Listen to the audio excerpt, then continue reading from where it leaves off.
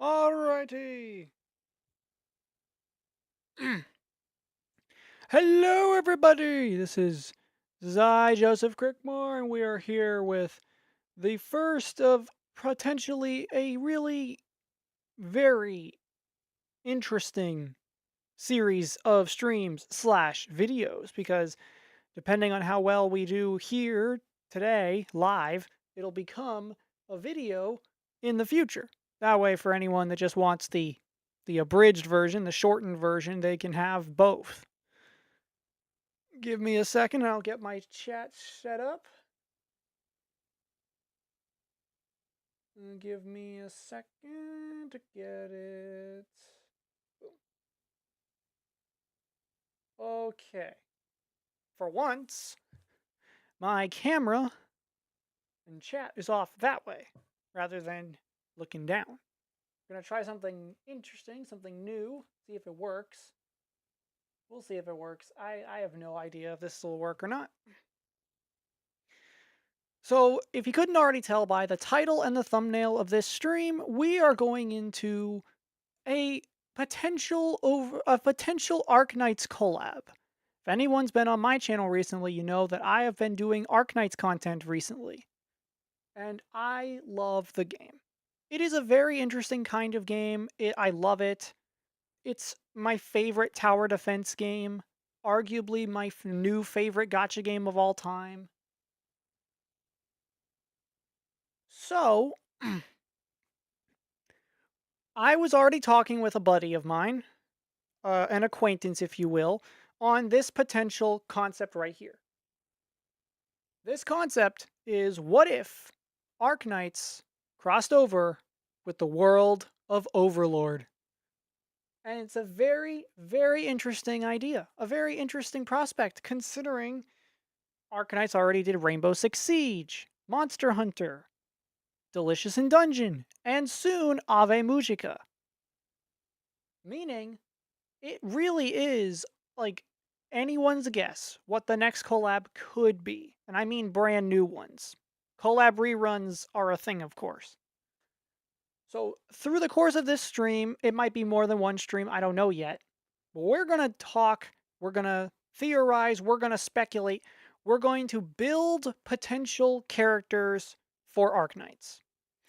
This could take this stream, this could take 3 streams, who knows? Depending on how much we get done today. And because it's live, you all can help input for this series. So we're going to go to configuration. I have no idea how much my face cam is going to cover, so we're going to have to do all that. And I think the first thing to do is to upload the art that will go here for this potential character sheet. So I'm just going to set up all our characters first and foremost. Where are you? Where are you? Oh, come on.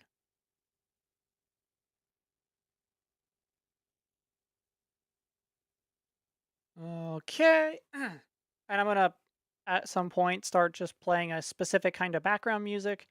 If you guys don't mind, you'll have to let me know if the quality of the music is too loud or whatever. Where is it?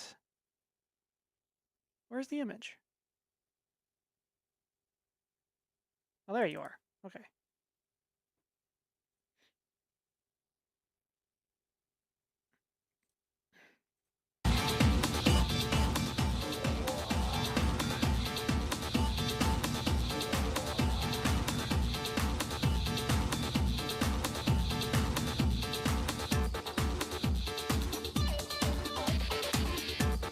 I really hope that the music is not too loud. You'll still be able to hear me. Hold on, I can do something about that. I think that should be fine. You people will have to let me know one way or the other if this is good audio balance or not.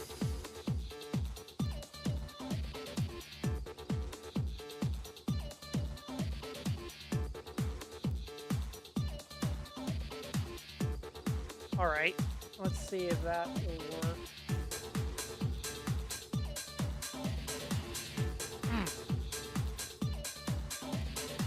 So, our first character that we're going to be building is Ainz. And he's the poster of this entire franchise, obviously. He's a very recognizable figure if you're into that genre. So, building out a character for him is going to be tricky. First, we're going to type out his name. Oh, hold it a minute. I know what I need to do. I need to turn off my hotkeys. I wish they were like, you didn't have to I wish I could pause them and not, no, whatever. I have to turn them off. Okay, fine, do that. Apply. I'll set those up again later, I guess. All right. Because I don't want to ruin the production that I'm working on. All right. So we first type out his name. Ainz Gone. Gone. There we go. Faction. We're gonna obviously come up with a faction. We're gonna call it the Overlord faction.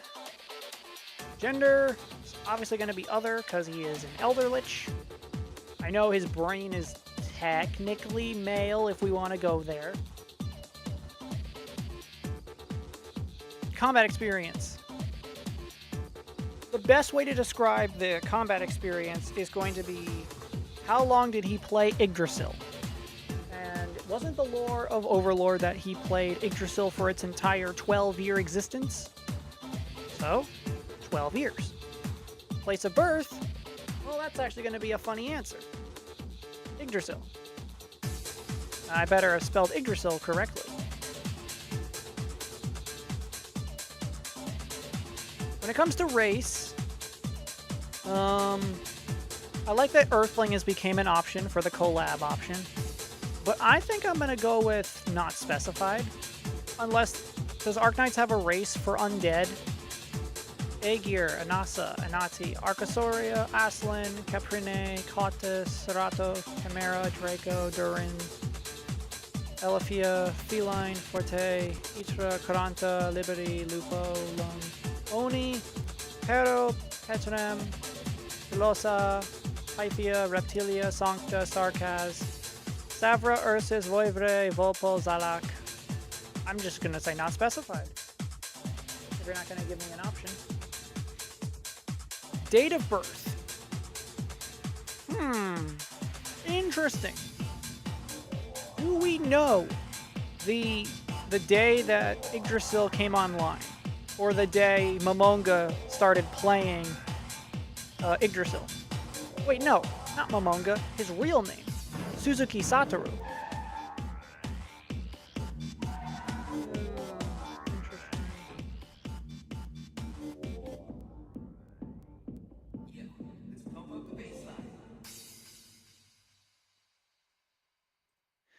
And then another interesting thing is how tall is he?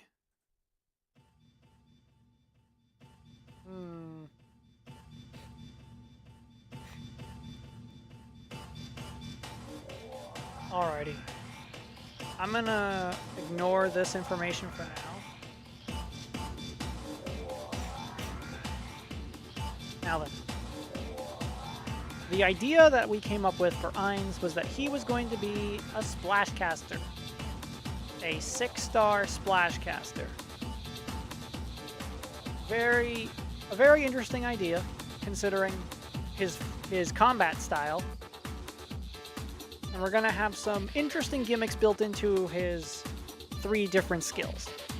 That way, all the skills will have some kind of usage. This isn't going to be like another 6-star, other 6 stars that exist where their first skill is basically nothing. Because some 6 stars in the game don't have good, unique skills. I know the generic skill has to exist for a reason, but we're not going there.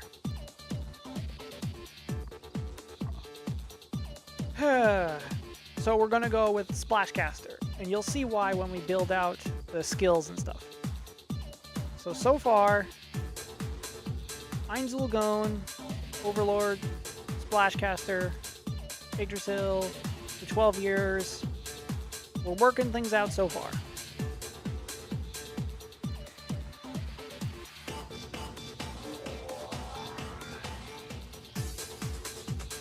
In any case, physical exam. Physical strength,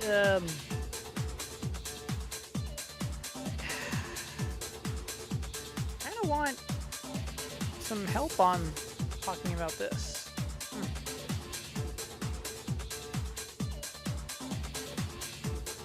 I'm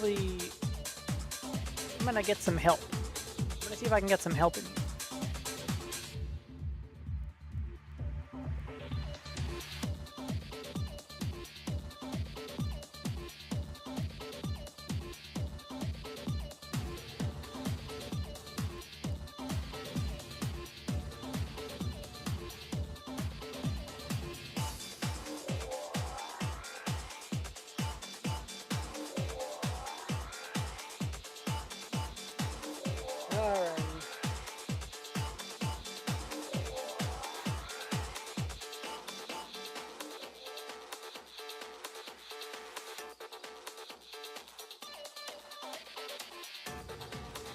Another thing I can build out right now is his attack range. I double-checked other Splashcasters, and Ainz's range would be something like this.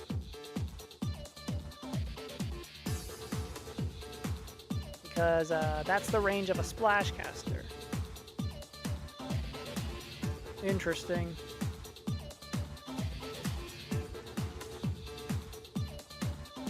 Okay. Interesting. Okay. Can I not build out skills? Oh, I can, of course. Okay.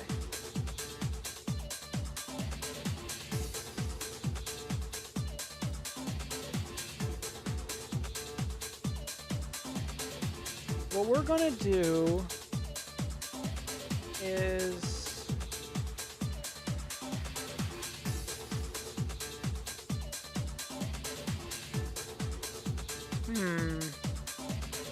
the talents are always the harder thing to build out, aren't they?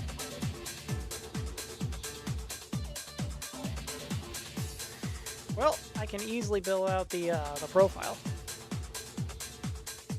Einzelgone is the leader of the guild of the same name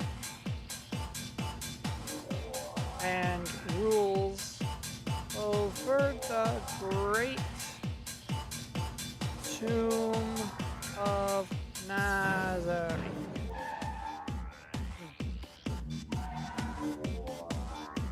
Okay.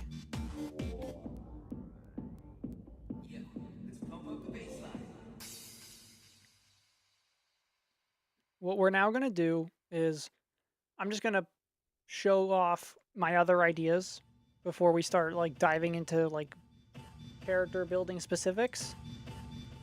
So we're going to go to another character sheet. We're going to build, or we're now going to show off the next character I had an idea for. That would be Albedo.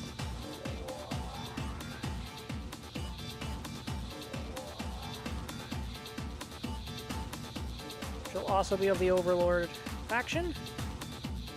I'd say her combat experience is the same as Ainz. I think it'll be the same for all of these characters. The 12 years of Yggdrasil being online. Let me just check something.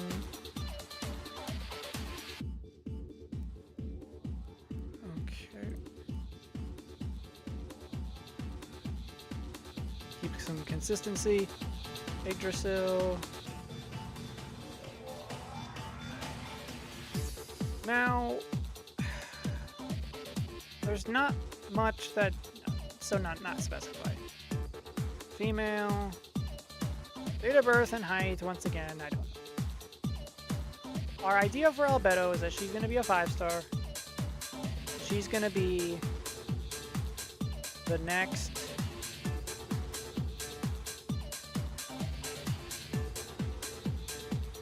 What?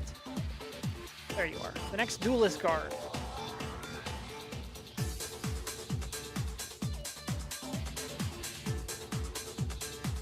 Because she would be the next duelist guard, her range is only the tile in front of her. Normally. I think duelists only block 1.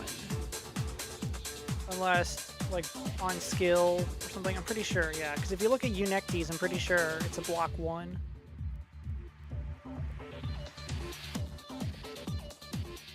Same I can technically do for Eims. I can make his block immediately just 1. Because ranged operators, usually their block is 1. Unless you're a special case. Like pushers or pullers. Because they could be on range tiles as well. But you can place them on melee. Interesting, interesting.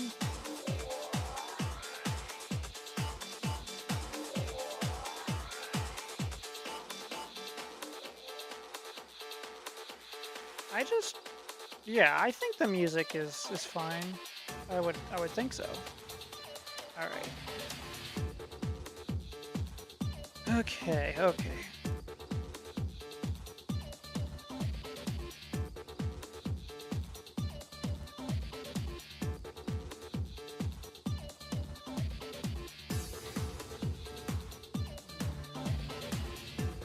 I wonder though if we're gonna get, anyone else who wants to contribute to this creation process. We're gonna go back here. Physical exam. Physical strength. I'd say physical strength of outstanding. Physical resilience, I'd say excellent. Combat skill with Albedo, I think, is excellent. Mobility's only an excellent. Tactical acumen, outstanding. Originium arts assimilation is a very tricky thing to quantify, because how do you classify that with collab operators? Okay, I might need to reference existing collabs. I'm going to go to Arknights wiki. I need the Arknights wiki. I need to find Marcille. So I want it, because, like, she's technically my only basis for Eims, in terms of a splash caster. And the faction, yeah, Laos's party. I can just call the faction Overlord. I guess I could also call it the Nazariq faction. That's a better idea. Nazariq. Do the same for Albedo. That makes sense, right? Yeah, that makes sense. Okay, because I want to check what they did for the stats. Average, standard, excellent, and they did a non-applicable for the assimilation. Okay, that makes sense. You just ignore the Originium assimilation situation altogether. That's fine. Okay. I can work with that. Can I just not answer this part of the thing then? Can I leave it blank? No. Of course not. Fine. I'll just leave that as standard.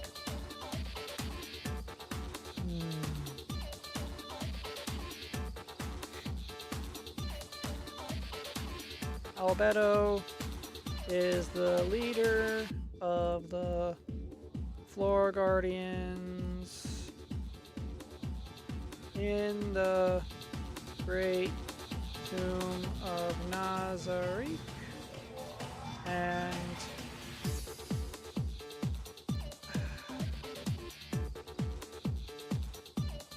is... I want to add like a sly joke in her profile, especially for the people that don't know Overlord. Oh, I got it. Apparently, deeply in love with Arknights. I think that's like a good profile. Sums up most of Albedo's character. Non-infected, obviously. Her potentials will be pretty easy. I think it's just the standard. Minus DP, minus redeployment time, the attack up, talent enhancement. But we don't yet know character talents. So deployment. Deployment cost, -1. I think I shouldn't mess with potentials too much. Especially considering Arknights is a game where you can live without potentials. They only change like a few tiny little things.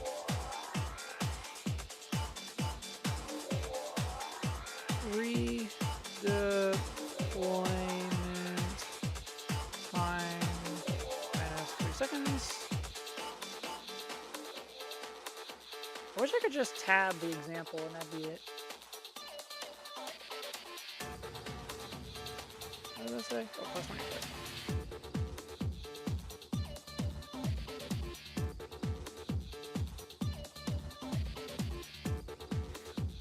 I'm gonna say this will be a talent 1 enhancement. Talent 1 enhanced. And then this deployment costs -1. The stream's gonna be really boring if nobody shows up.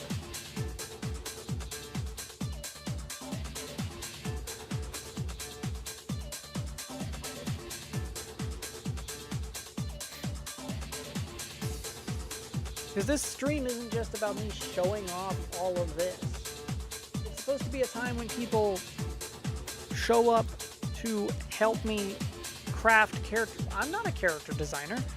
I'm not a gameplay balancing expert.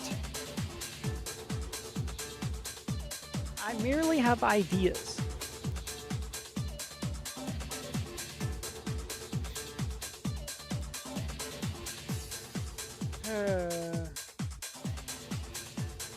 Besides, I have no idea if the audio balance is good or not.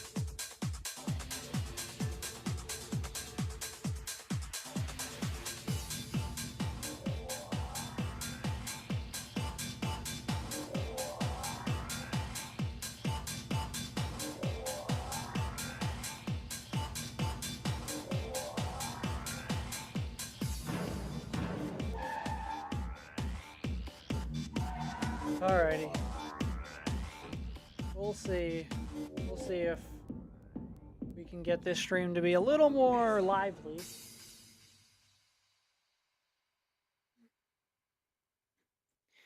To be fair, I am a relatively newer Arknights creator in this sense that I'm not creating just to do Arknights stuff.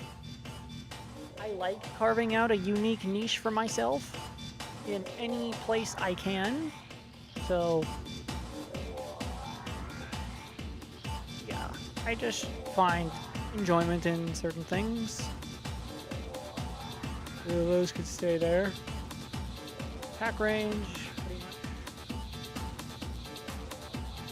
Because like I don't know certain stats specifically. My reference point for Albedo is also Eunectes. And people say Eunectes kind of needs some love in terms of her kit. Duelist. Yeah, Duelist Defender. So then why is it here as a guard? That's a mistake. Duelist is supposed to be here as a defender, not a guard. Jugger Void. Okay, I think there are some things here that can be obviously fixed.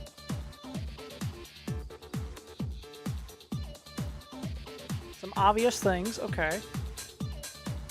But what is with Eunectes' kit? What is with her kit? Ancient race, okay. What do we got on the stats? Interesting. They don't have any res. They don't have any res? Really? Interesting. Duelist defenders don't have any resistance.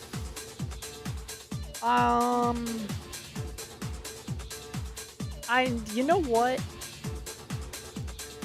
For Albedo, I think I'm gonna make this a defense boost, not an attack boost. Just for the sake of being a defender. Well, you know what I think?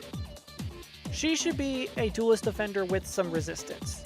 Maybe not a lot, but maybe like a good, sizable number. How's 20 resistance sound? Does that sound like a good amount to have for a duelist defender?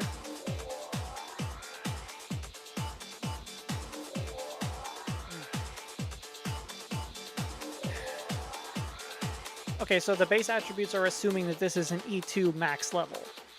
Interesting. Okay. So I have to focus on these numbers over here for the rough estimate of a duelist defender. Huh. Although maybe I shouldn't be comparing to Eunectes. Maybe I should compare to a 5-star equivalent. Which my options are literally just Cement and Aurora. Alright, Cement, what do you got on the stat department? Okay, so none of them have res. Very interesting. Max HP of not even 4,000. Okay. An attack stat of just over 1,000. A sizable defense stat. Okay. Interesting. Yeah, and the usual block 1. I mean, come on people, if you want to start the conversation and start building out these operators, I would love help with that.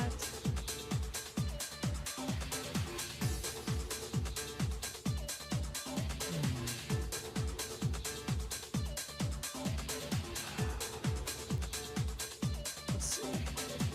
DP cost 28. 28, huh? They're expensive. Okay. That is a pretty expensive DP cost. Seriously?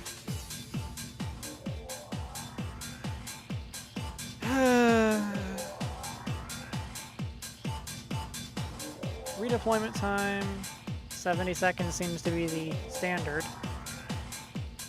Unless you're a fast redeploy.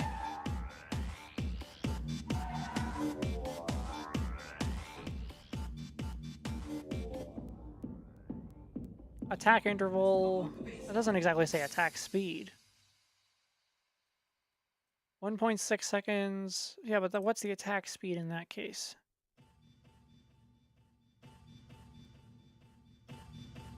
Hmm.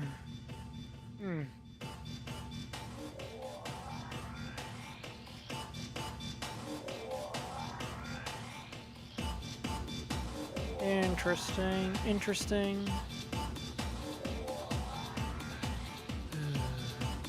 Fine. Kill the beat. Stop the music. We're just gonna stop the music right where we are.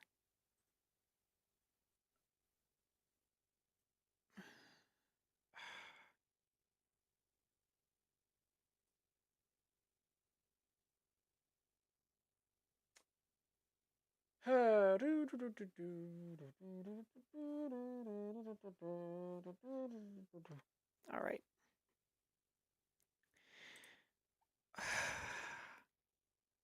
I guess how do I describe attack speed then?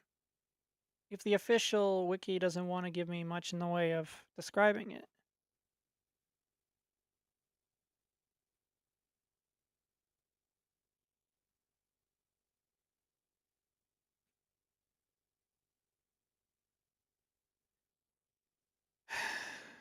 Alrighty. Because it's also a matter of what are talents? Okay, just a single talent.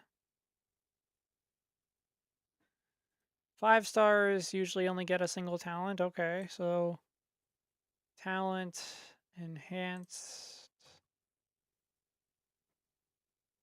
What am I? See, talents is where things get complicated, and the same goes for skills, because that's what makes the operators unique. You have two different guardian defenders, but you pick between Saria and Shu because of talents, because of skills. Quite literally, that's what makes Shu who she is. So, what do I want to give Albedo? Well, let me just double check what makes a duelist defender a duelist defender. Deals attack as damage to all enemies within attack range, can store charge. Gains stacks of a buff that grants defense per stack. Can manually deactivate. Interesting. Then what about Eunectes? If you'll take me back to her, please.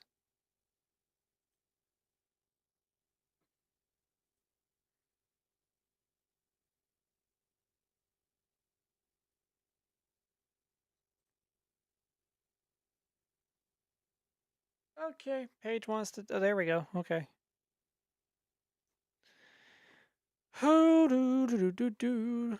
HP is above that. Attacks deal more damage. When it's lower, gains Sanctuary. Okay, okay. Attack interval increases. Attack up, stuns. All blocked for duration of skill.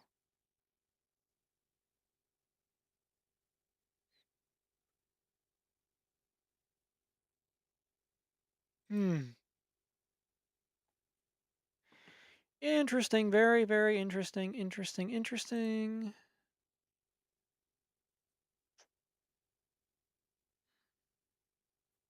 Peerless bravery. Resilience. What would I want to call these talents, though?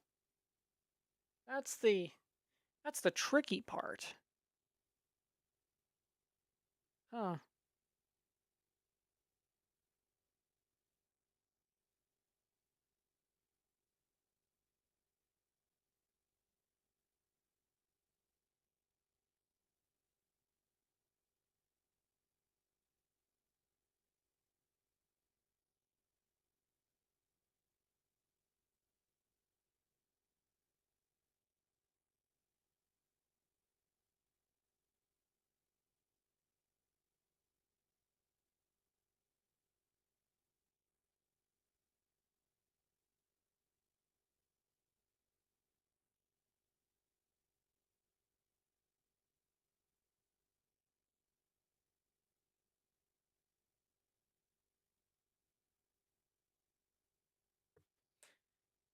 Alrighty.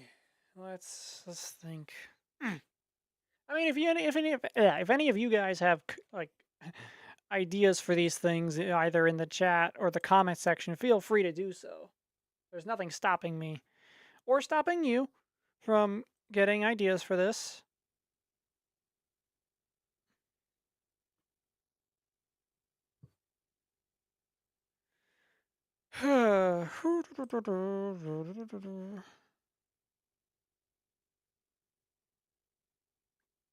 Hmm.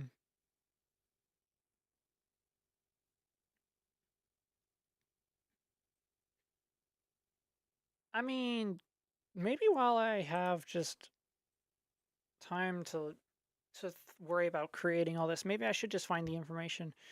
When did Yggdrasil come out?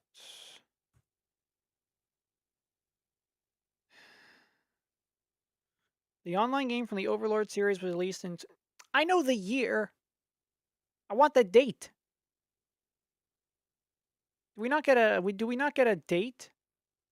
Just the year 2126. Really? Do I have to speculate now? It gives me a year. I don't want just the year. I want a specific day. But then again, because when it comes to date of birth for Ainz, it'll be different versus the floor guardians, right? Because he had to touch me, and then other heteromorphs that became the guild Nine's own goal that then became Ainz ul Gon. And then that, once they had their guild, they started to make the NPCs, right? So Ainz's birthday is a different case than with the Guardians. I know it's a really, really random thing to be looking for when I should be worrying about how to turn their characters into Arknights operators. But hey, if nobody wants to give me any input on crafting skills or talents, then I have to look into other things that are easier to do while I'm live. Because I'm thinking to myself, what would differentiate Albedo from Eunectes? What what does the duelist class need to be viable? Like, what do they need to be somewhat good? Because with the Ave Mujica collab, their gimmick is based around combining their attack range into one giant attack range, and the 6-star having an automatic attack. Then the fever mode, and it looks really fun because that is a team gimmick. And that the one skill activation technically counts for all of their skills on fever. I want something with Overlord. Because the previous collabs with teams, I don't think have that kind of synergy.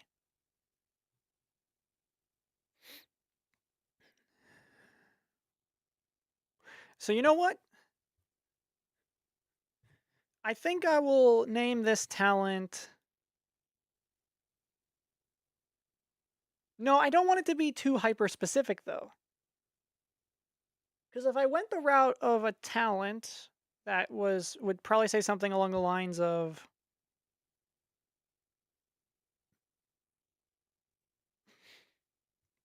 if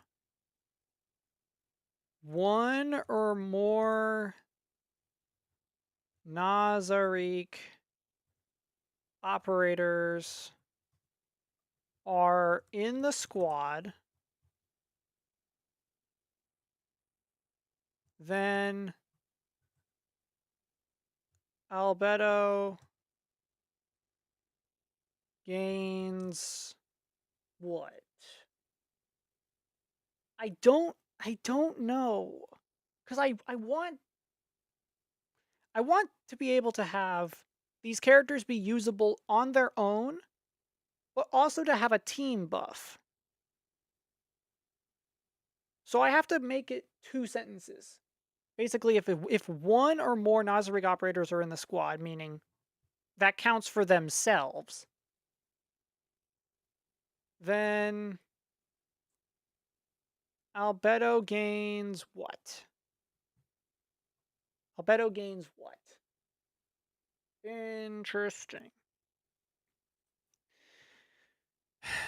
When it comes to the stats of a duelist, I think I'm going to aim for the 3500.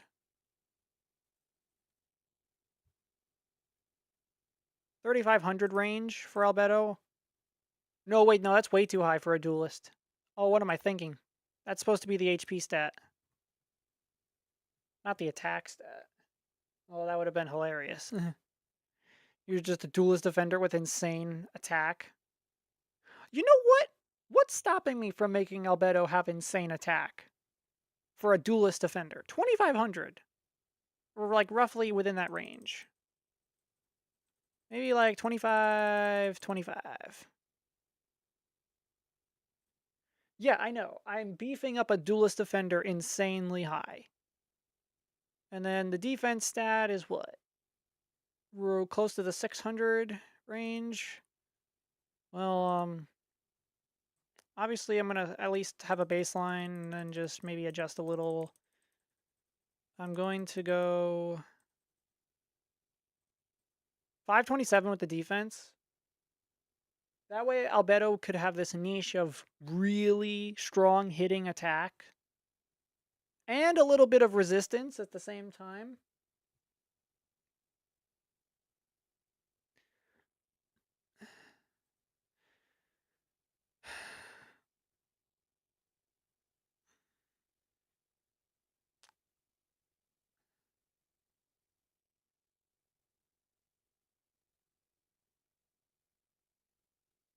I'm wondering, though,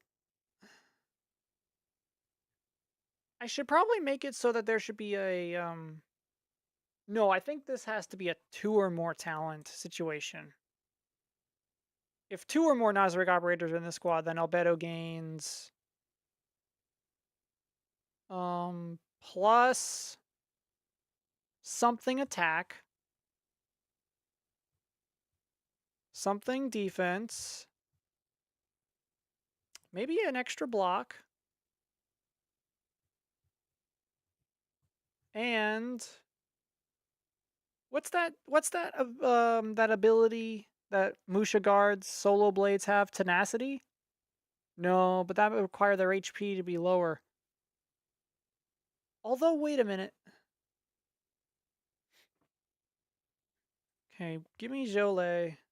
I need to check what tenacity is.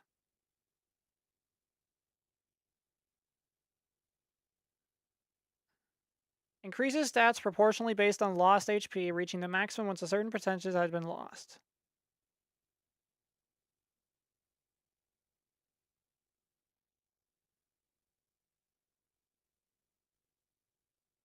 Gains up to that much attack speed and SP recovery rate plus blank seconds tenacity.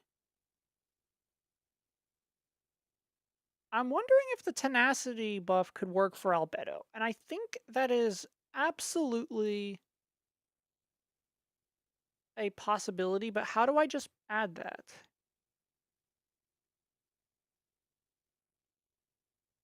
I guess I can just say and tenacity.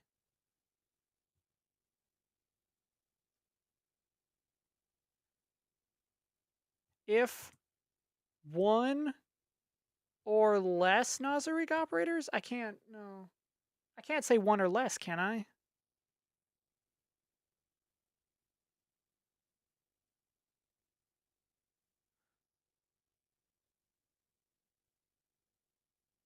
Because I want there to be an opposite to this effect, right?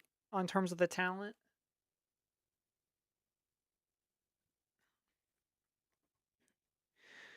Huh.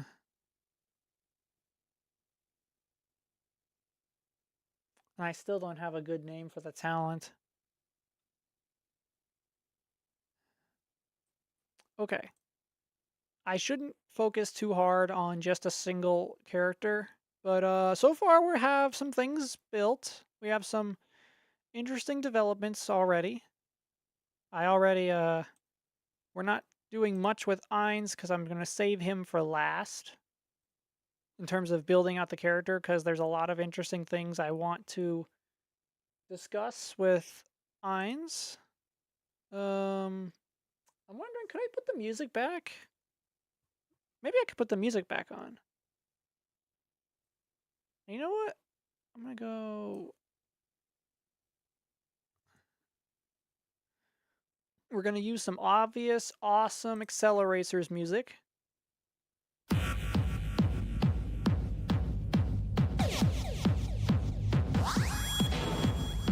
And we're gonna lower that. Alright, someone will have to let me know in the chat if the music is good or not. The volume.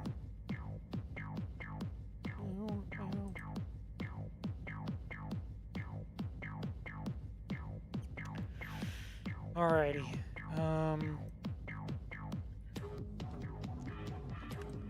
We're gonna take a break from Albedo.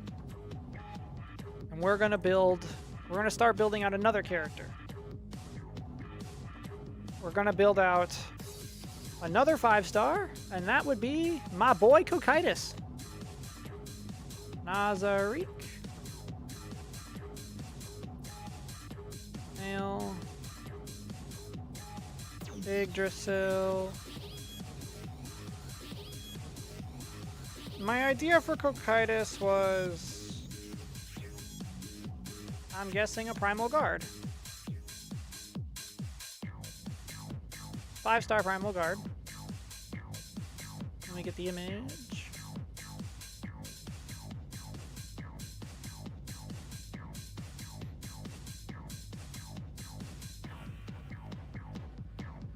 Not specified.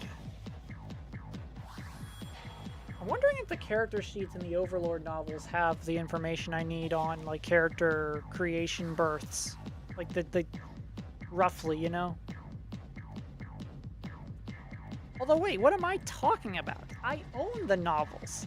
Hold on a second.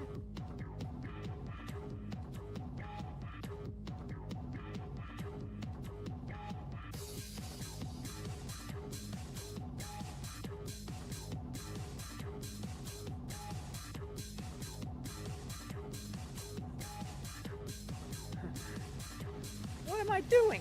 I own the Overlord novels.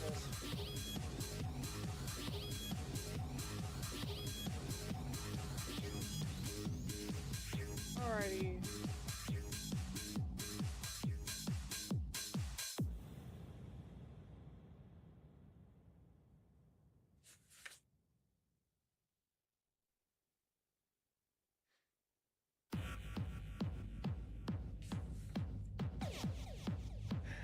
Never mind. Of course the character sheets in these novels don't give me the information I'm looking for.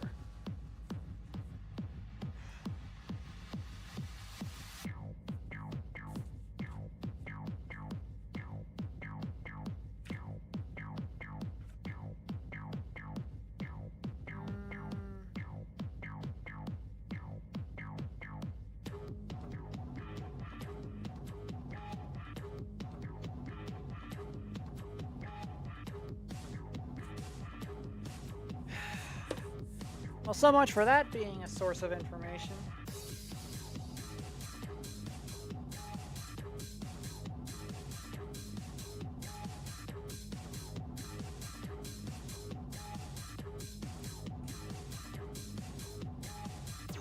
We were building out Cocytus. Physical strength, outstanding. Physical resilience, outstanding. Combat skill, excellent. Mobility, Cocytus's mobility, I would argue, is poor. Tactical acumen, good. And just leave that at standard, I guess. Non-infected, obviously, not going to fill out any of that.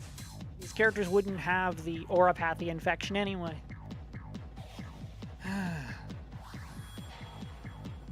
Cocytus, considering I'm making him a Primal Guard, that's his normal attack range. Primal Guards. I'm gonna look for Gracebearer. Well, I'm only realizing now, after her release, that she's actually not bad. What is her... Oh, block count of 2. Interesting. Interesting, a block count of 2. I'm guessing redeployment time is typical 70 seconds. Typical 70 seconds.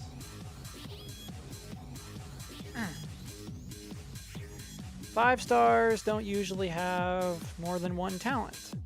Correct. You have to be like a special case to have 2 talents as a 5-star.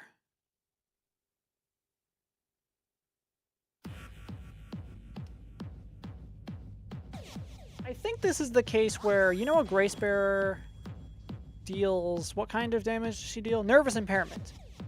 Attack up, which becomes that after defeating an enemy under the burst effect of nervous impairment. Well, Cocytus has to be in his talent. So, I go for the same kind of effect. attack up, which becomes that after defeating an enemy under the burst effect of... See, my issue, though, is I'm trying to give Cocytus the Gnosis effect of freeze, right? But now I have to check Gnosis.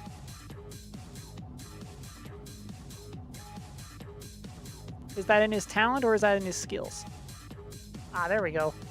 Attacks inflict cold for a second, apply fragile to cold enemies. Frozen enemies within range receive double the fragile.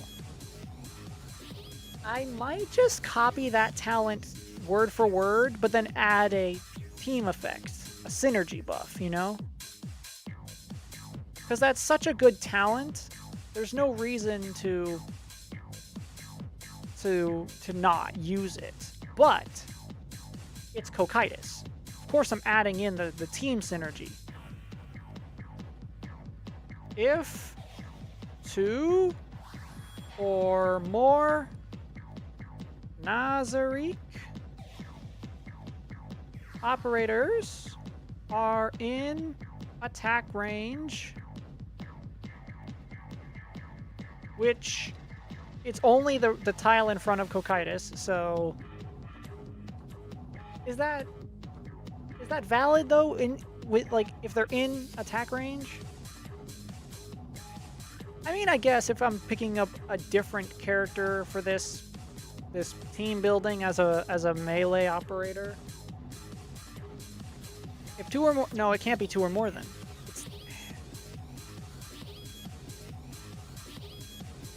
If there are Nazaric operators in attack range, unless I give Cocytus a unique kind of attack range. Just because he's a primal guard doesn't mean he has to have the same attack range as Gracebearer. There. I'll give him the 2 tiles in front of him.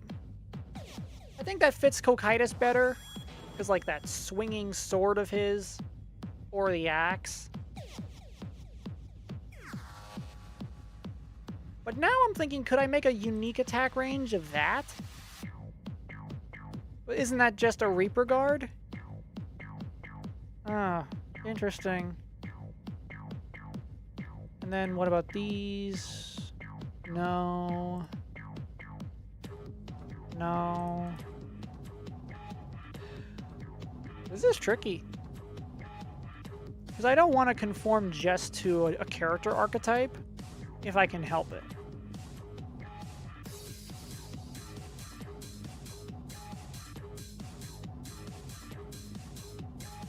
If there are Nazaric operators in attack range, then allied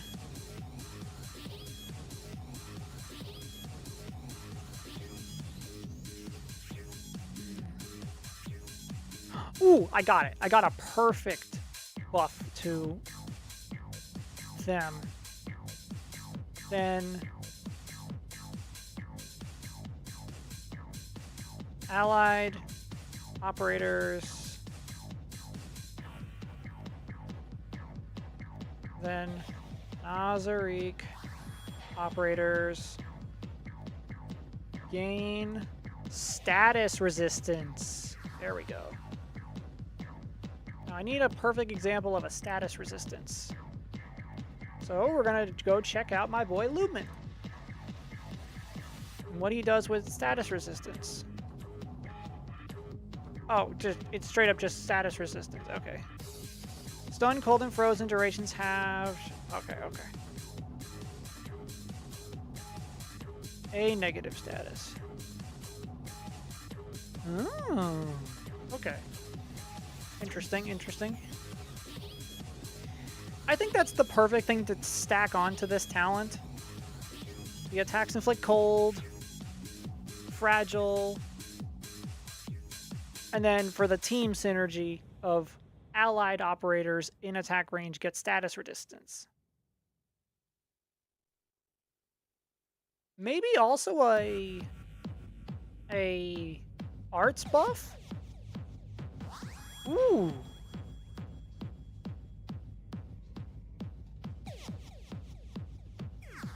And their attacks become arts damage on skill.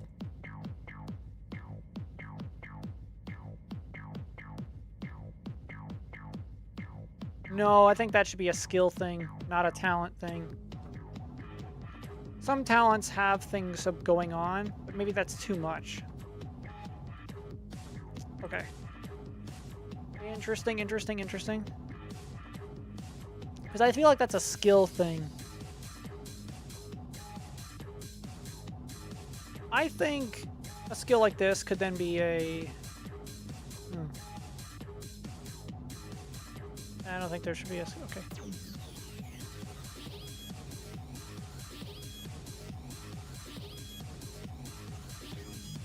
I feel like this could be one of those generic attack buffs, but also tack on what I was going to do for the talent.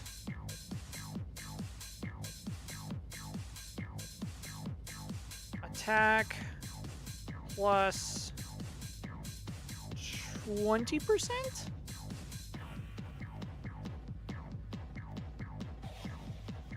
Allied operators within attack range gain deal arts damage and can inflict cold. I think that's a pretty Hokkaitis thing to do.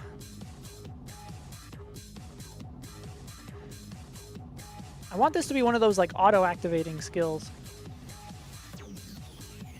So I think an initial SP cost of 5 with... Wait, what does this mean? No, SP cost has to be like 8. Initial SP could be 5.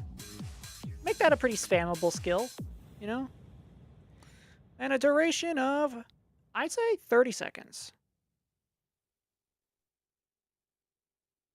I think that's pretty reasonable for a Hokkaitis skill. Don't have a name for it yet, though. But then I want an S2 with a... This is his normal attack range.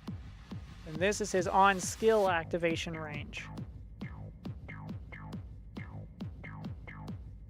Okay.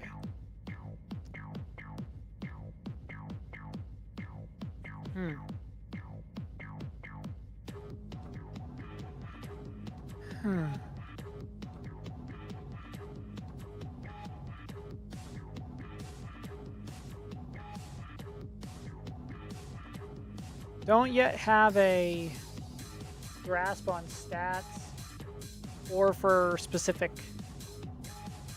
What do I name these skills, of course? Can somebody just comment in chat, please, on the volume? I have no way of checking that for myself.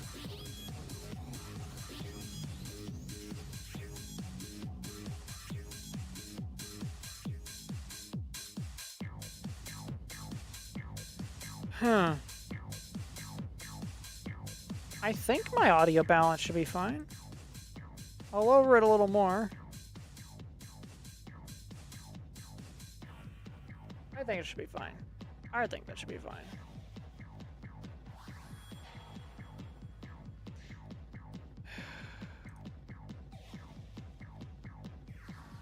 Still kinda wish people were, you know, getting in on the conversation. This is supposed to be a fun speculation video.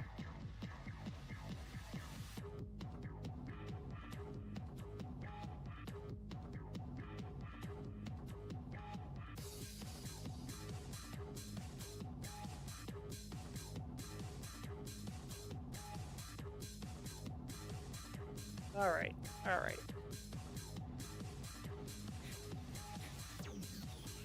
So we've already started building an Ainz, an Albedo, and a Hokkaitis. So far, those would be the ones on Gacha. And I have a feeling I'm going to make the rest of my operators into different rewards. Like, I wish there was a place you could type in here where it's like, how do you obtain operator? Gacha, welfare. I feel like that would be a cool bit of information.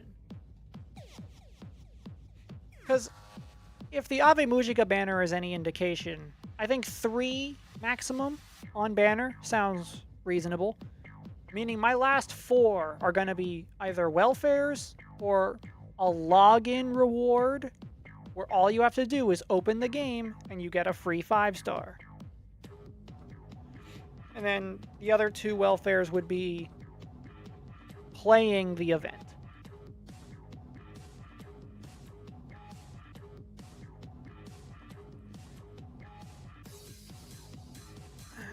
So, we're gonna be building next Sheltier.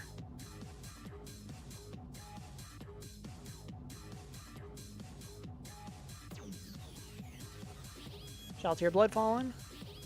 Faction Nazariq. Female. Yggdrasil. Not specified.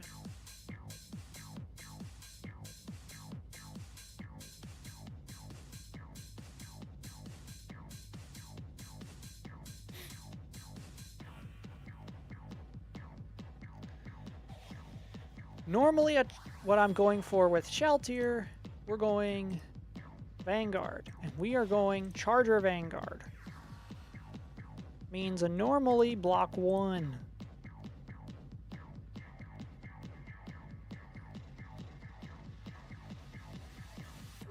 Okay, let's look at the Premier Charger Vanguard for inspiration. Hello, Bagpipe. What do we got? What do we got? No resistance. Interesting. I think...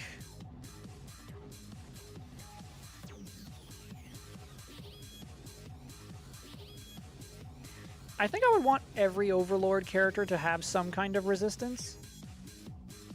Because they are very tanky against magic anyway. So I think my standard for giving them res is going to be 20. Just to give them res at all. Unless you people want to tell me what's a good number for resistance. So did I give Cocytus res? I didn't give him any res yet. Okay. Well, he deserves res. So I'm going to give him 20.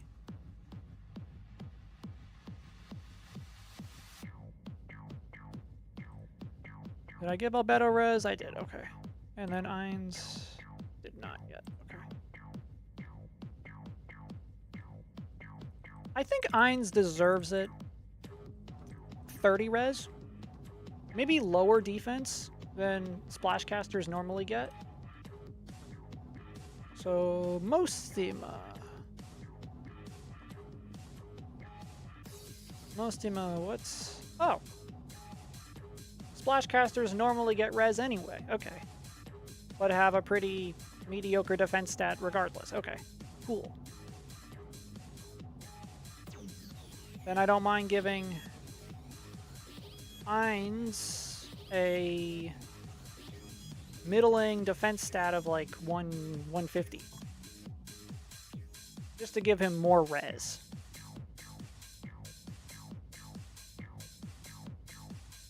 Well, I could actually make that 140. Maybe raise his resistance to 35. Make him a little more magic tanky than physical tanky. But also, shoutouts to the website I'm using to do this creation in the process. I found them on a Reddit post when I was looking for websites that dealt in character creation. So, once the stream is over, I'll update the description and I'll put the link to the website in the description. If you people want to build your own Arknights characters, shout them out. It's a great website. Definitely room for a lot of tweaking and updating, but it's definitely pretty good.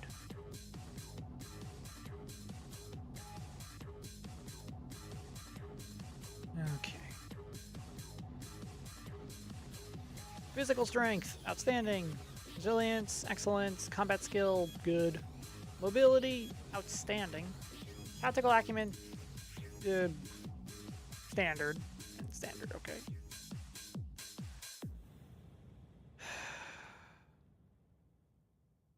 Talents.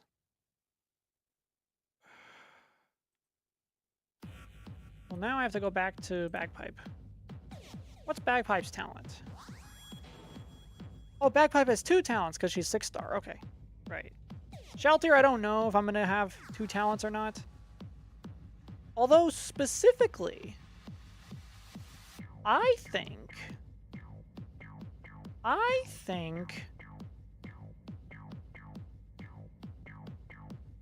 Because I don't know Shaltir's rarity. Like, I don't know what rarity I'm going to make her yet. Maybe the event could have a 6-star welfare. And Shaltir would be just that option. Okay. Yep, you get to be a 6-star. That means you get the privilege of 2 talents.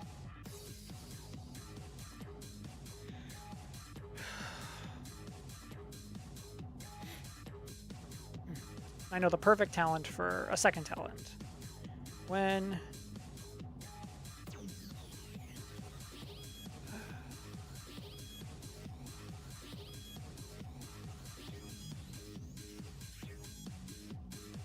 this unit falls below 50% HP,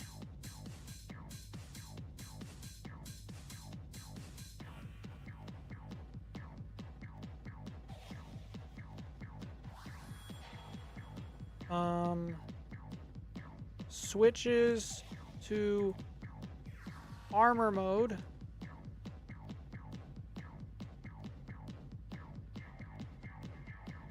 Switches to armor mode, okay. While in armor mode,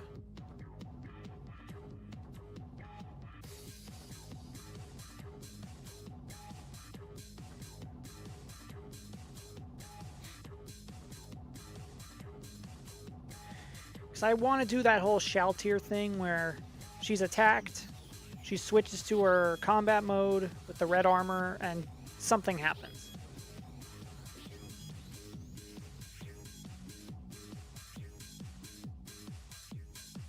Well, I'm just going to put a bunch of spaces for now, and then I'm just going to be like, when HP is above 50%,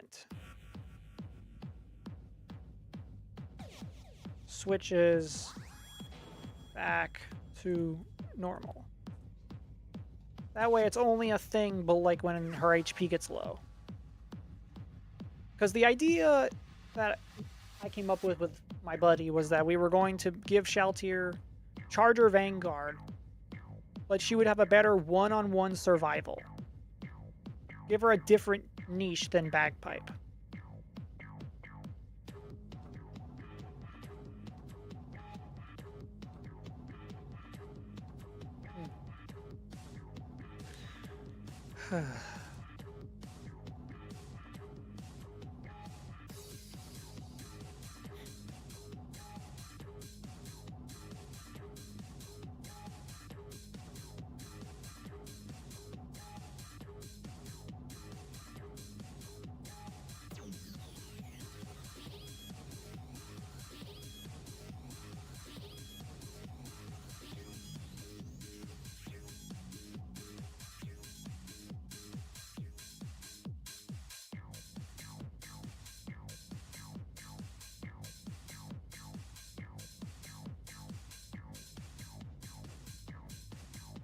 This means she is the Vanguard to Invaders of Nazarick, if you will. Get it? Because of the first 3 floors? She's a Vanguard. Yeah.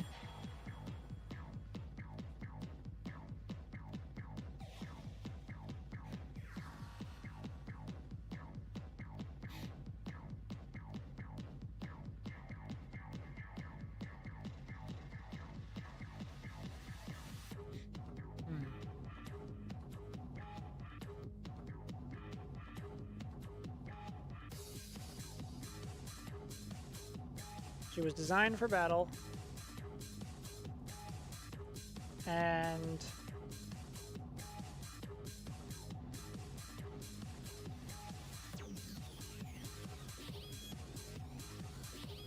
her vampiric traits make her extremely deadly.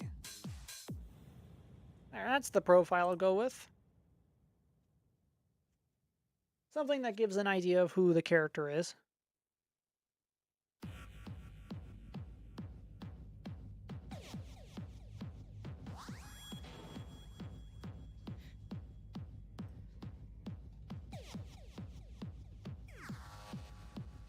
We'll worry about... I think I'm going to call this talent Getting Serious. No. Obvious title is obvious. Name this talent Armor Mode.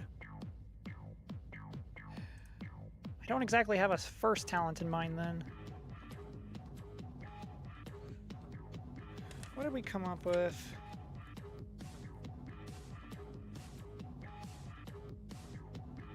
Interesting.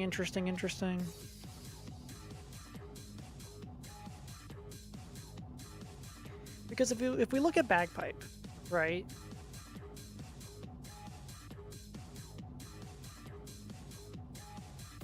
I feel like borrowing this talent seems like the play to make. But we're going to change it a little bit, obviously. Like, she already has a unique second talent, so we're going to change from an additional target to all enemies within attack range. But we're going to make this buff into a 120%. But we'll make the chance into a 15% chance. That way it procs less because of it being a lower chance. But, you know.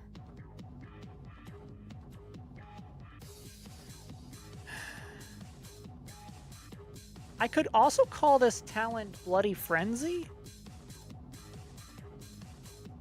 Blood Rain? No. Well, we're going to place a placeholder name in here for the talent.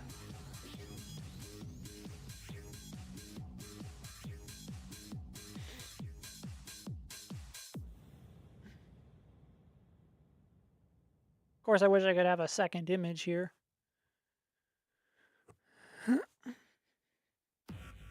Like for E2 art, you know?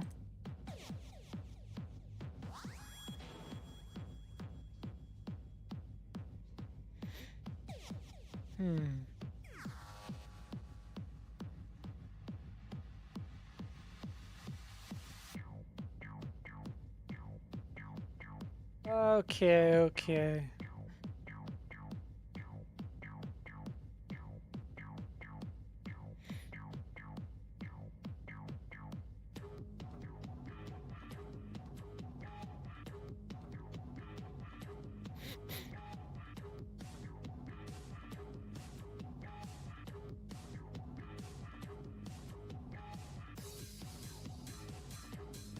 The next one we're going to place here is actually someone you don't expect me to make as an operator. Pandora's Actor.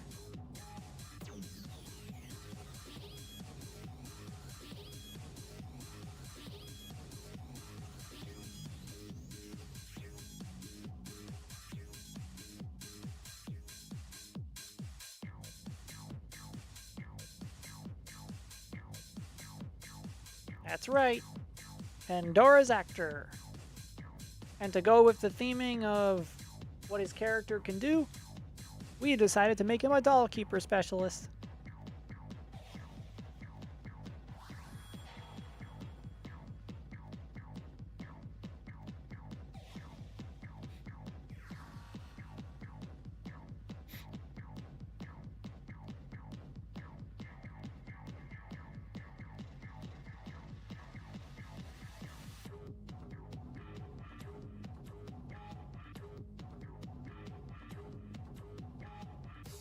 So let me check Kazemaru. Okay.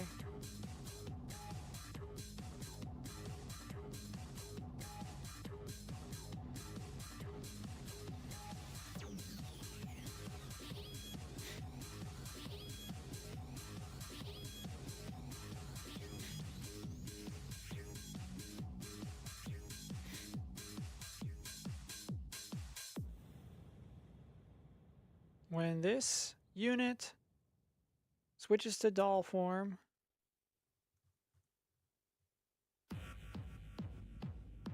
the substitute takes on traits of operators deployed in the squad.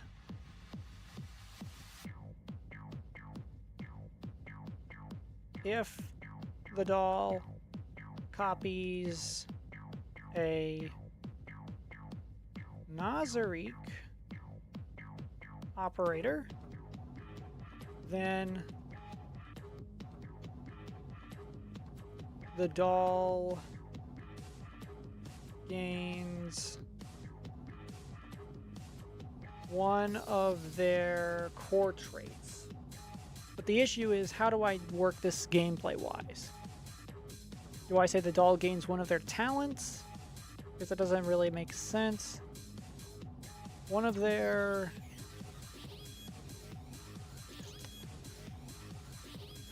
Okay, this will be something to think about. Greater Doppelganger. Perfect title for the talent anyway.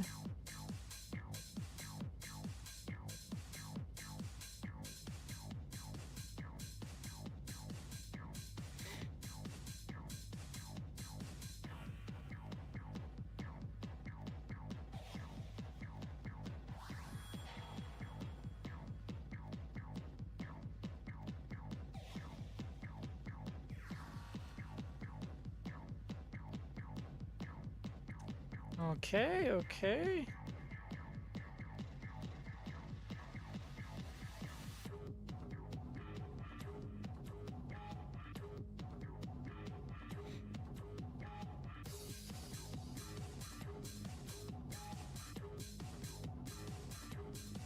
You can shapeshift.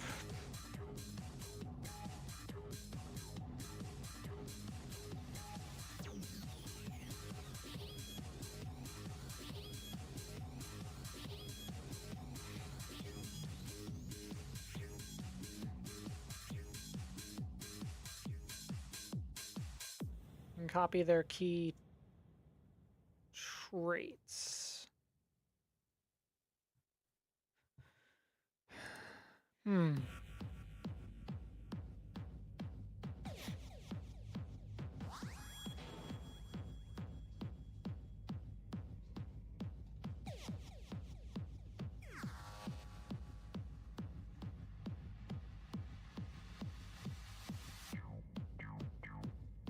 Okay, what do we got here?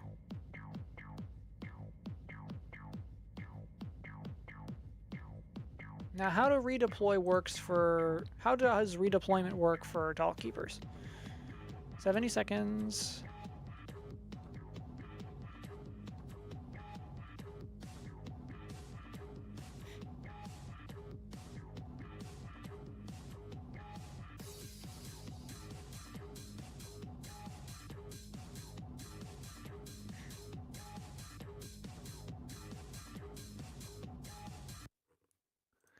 All right, we're gonna stop the music again.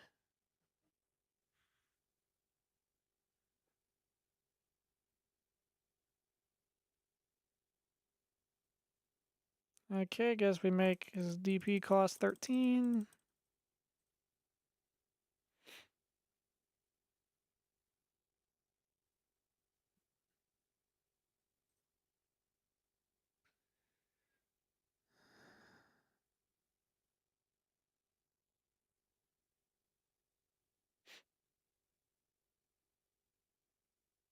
Oh, the substitute's attack is ranged and can target aerial enemies. I actually did not know that. I actually did not know that about doll keepers. Hold up.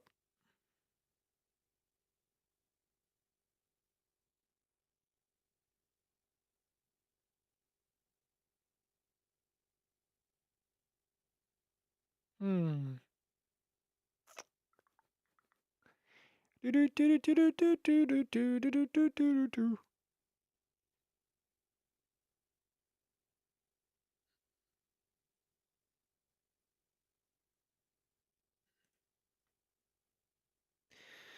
Now, see, the way I'm gonna have to do this then, Pandora's actors attack range is between this and this, because it can go up and down depending on how the substitute works for him specifically. But always have 20 res. I want the Overlord characters to have res. The defense can be somewhere between like 400 to 600. And the HP pool, I'm pretty sure the HP is the constant when it comes to uh, stuff. So I'm going to check Pandora's actor in terms of his Overlord sheet. So I need to check. I know.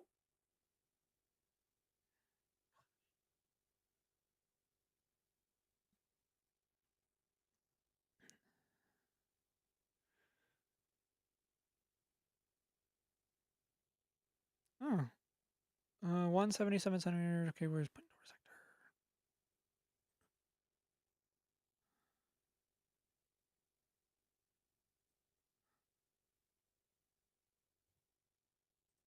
Guess I can add that in there. Because I need to check how his stats work.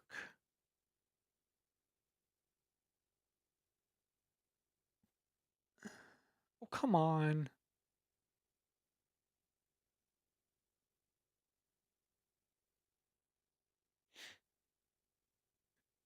I don't need all this. I need information on how his stats work.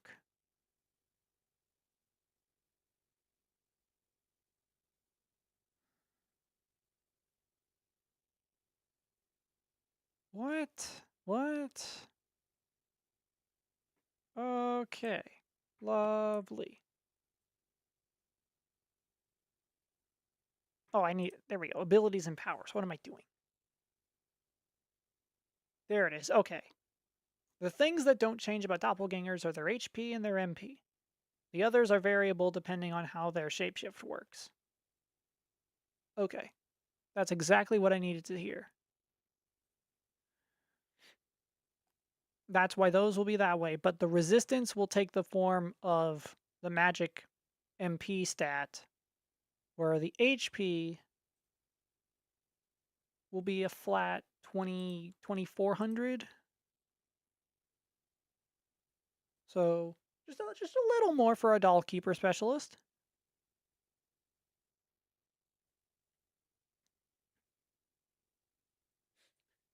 Character building's going along well so far.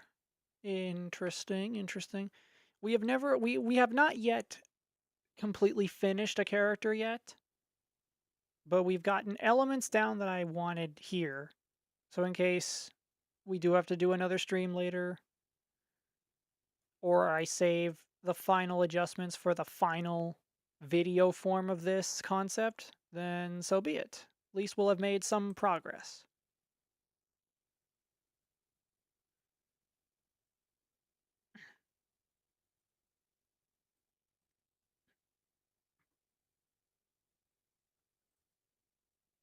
Okay.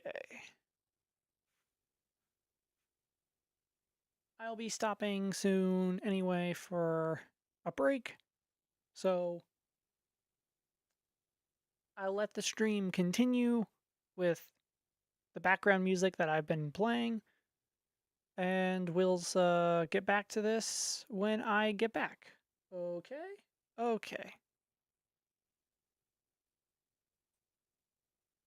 I'm just gonna do this, this,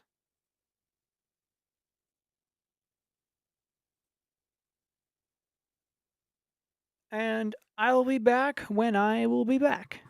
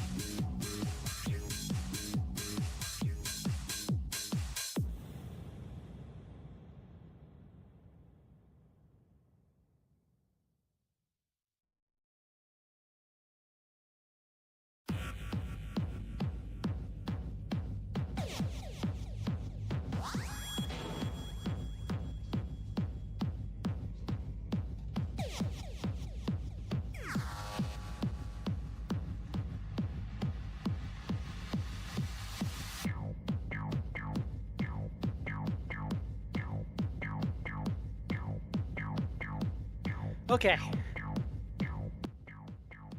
I'm back. Back. I had some good dinner. Got with me some water. So let's continue on with our Arknights character creation.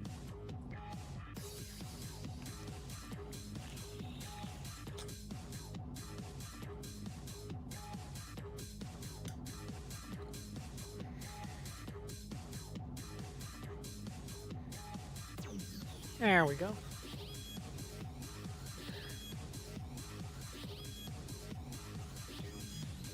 Okay.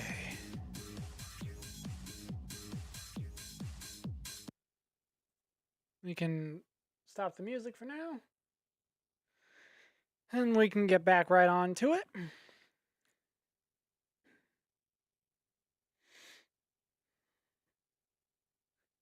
If you people are wondering, where is Demiurge and well, the answer I came up with was we weren't going to make Demiurge into a character. Sorry, buddy. He'll still be somewhere. He just won't be a character. If that makes any sense. You'll see him, just not the way you think you will.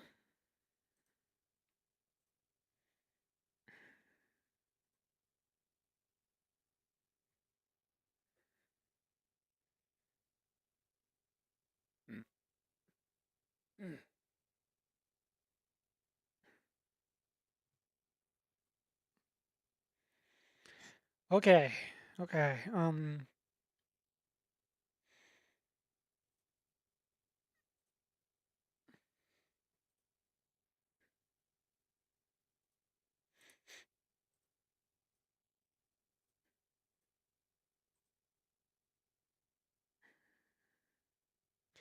Still don't know yet how I'm gonna do.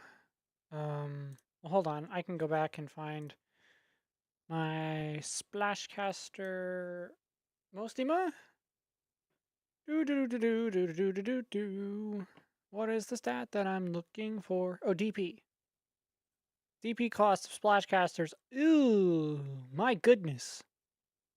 Very expensive the Splashcasters are.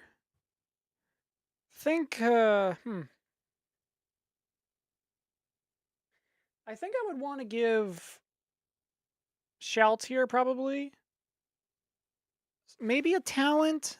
Something where it's like Nazarick operators get half of their DP on the first deployment.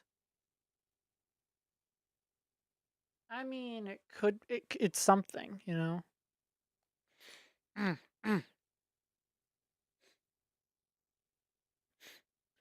When it comes to attack, whew, I feel like I'm gonna make Ainz a splash caster with an insane 900. Okay. The HP pool of one. Okay. Roughly. Wow. Think I'm gonna give Ainz the HP pool of like 19, 20. All right, all right. A little bit lower defense for a Splashcaster, but we're gonna give him res as well. Redeployment time of 70 seconds. But I'm not sure how to classify attack speed. Because, like, what are the levels for attack speed?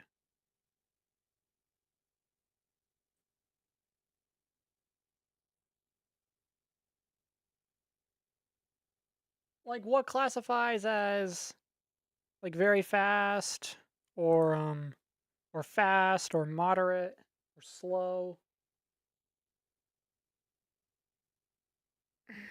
It's all very interesting. Huh.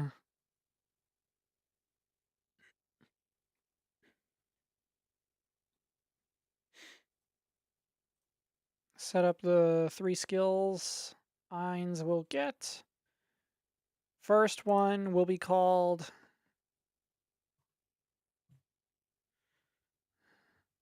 Summon Death Knight. Then skill 2 will be Summon Demiurge. And then the third skill, I had a cool idea called Summon Victim. It'll make sense when we get into the specifics of these 3 skills specifically, because each of these will have a passive and an active part of the skill. It'll be like Necras, where they have a passive effect, but then they also have an active effect, like when the skill gets activated.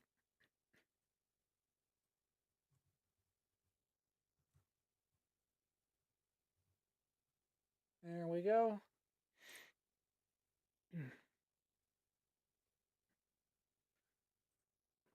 Is that here? Yes, it is. Okay. I don't have icons yet for Sir Skills, so I will worry about getting more of those assets and everything once I save all this stuff and get it ready for the video version of this concept, this topic, the video of this entire stream.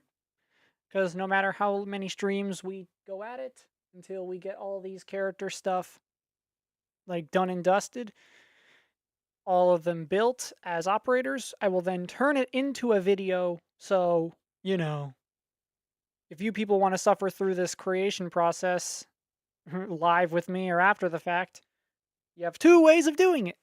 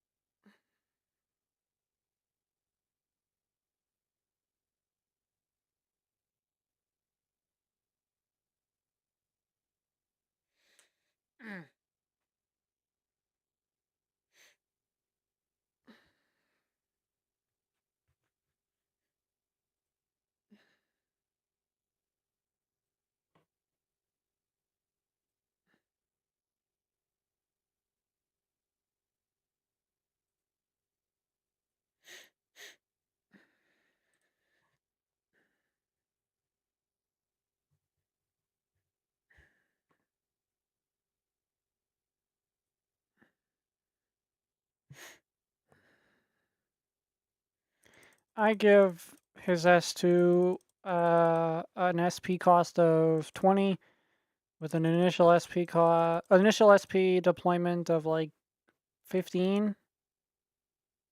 I'd say so. But the duration of it will last. Trying to think for Cocytus' S2 with the bigger range.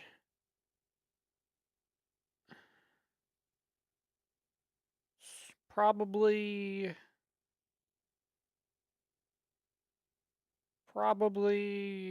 um duration. What duration?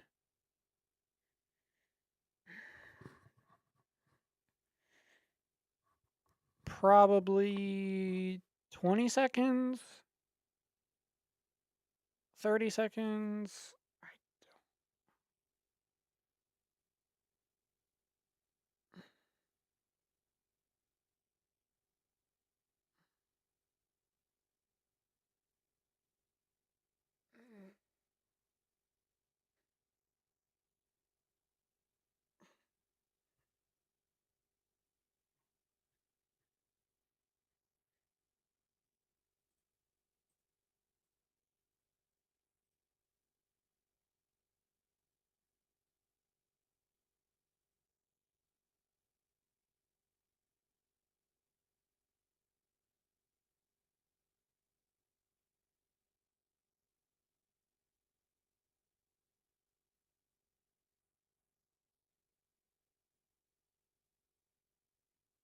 Hmm.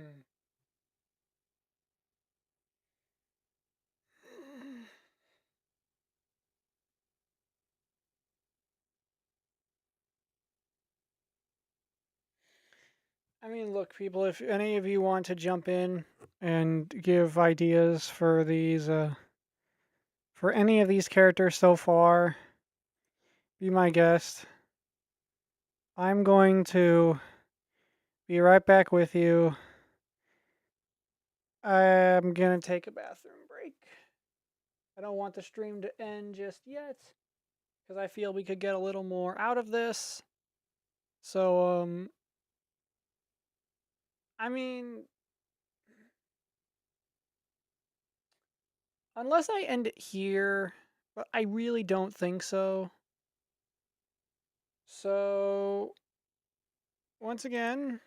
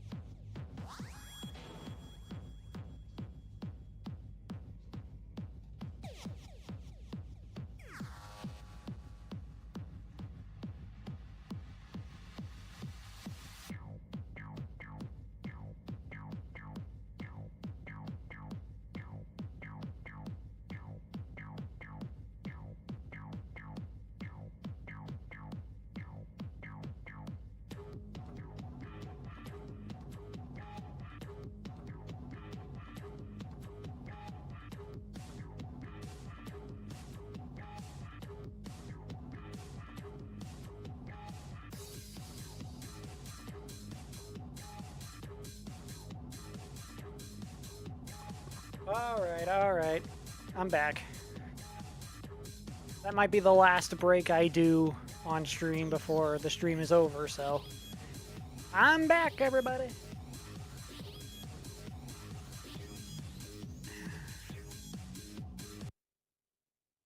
And stop that. Okay. We're back. We are back. Still surprised no one's given me any ideas to work with in terms of skills or anything.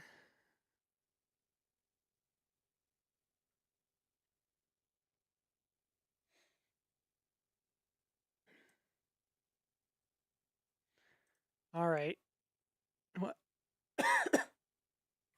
Well, we're gonna work on the last two.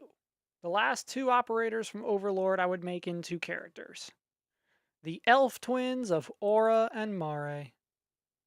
That's right. Like I said before, Demiurge didn't make the cut.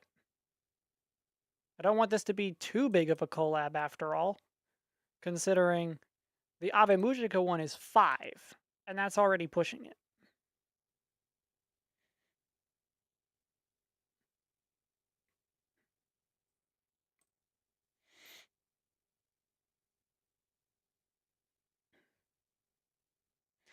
Although those images are bigger than those, I might have to figure out a way to make them smaller images, but I think that'll be something I worry about after the fact.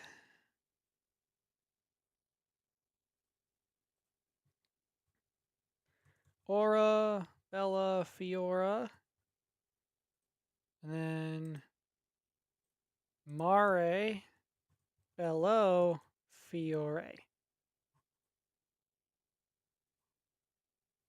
Nazarick.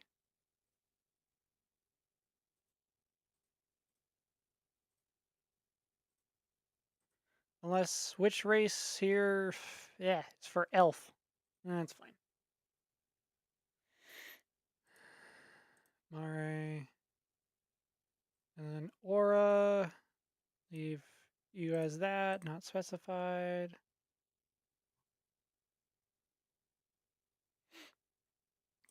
I've decided to make the elf twins into 4 stars, because there's not exactly much variety they need in their kits. And I'm turning Aura into an instructor guard. Where's guard? Instructor guard. Okay, what makes an instructor guard unique are the way the skills work. And instructor guards usually get 2 skills. Okay, so we're going to worry about that. Instructor guard, okay. Nazarick. Yggdrasil.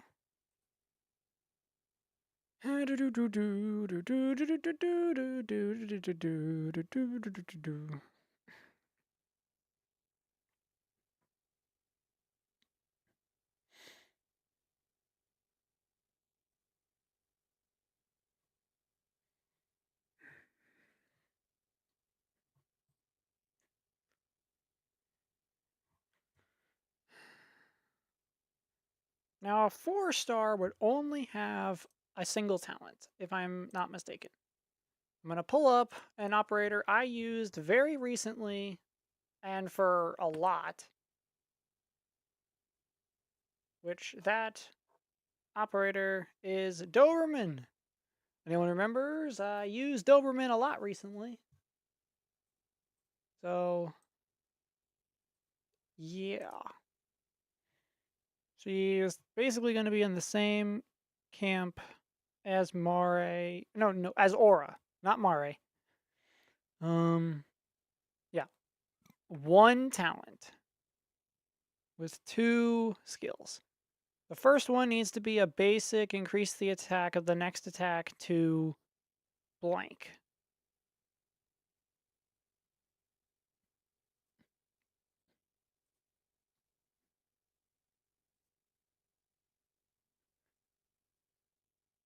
So no skill duration because no initial SP, but the actual cost of it is okay. Oh wow, it's a 3 cost at M3. Wow, interesting. Interesting. Okay. Looks like instructors aren't that hard to build around. So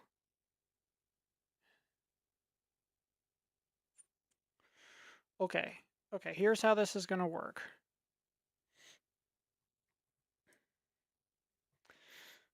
Aura is just going to copy Doberman's first skill.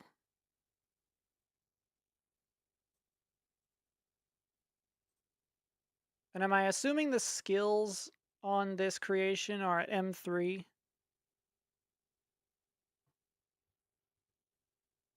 Or should I assume that this is like basic? Because the weird thing about this is it's assuming E2 max, but it doesn't take into account certain other things, so I think I'm just going to put in parentheses 220% M3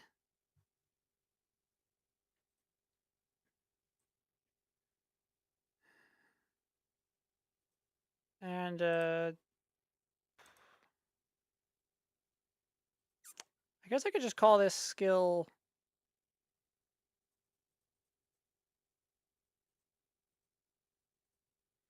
um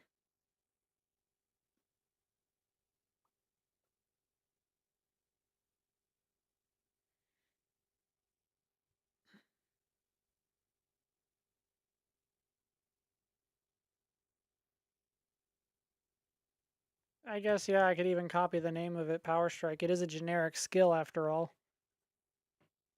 The no duration is one of those kinds of skills. Okay. The second skill is the one that ties into what makes them an instructor. Because Doberman's second skill bumps up the talents effect.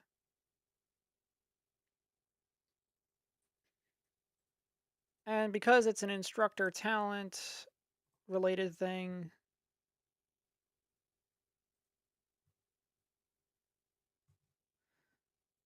we are literally working with. So I'm going to call this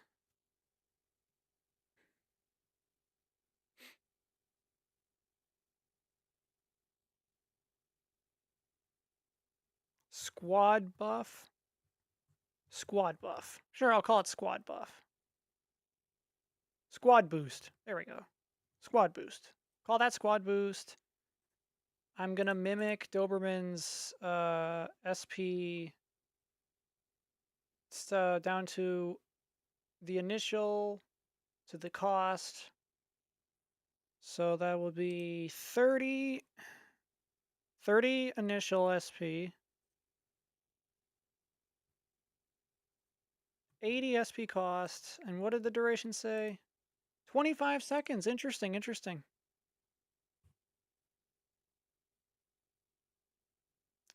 So speaking of the talent,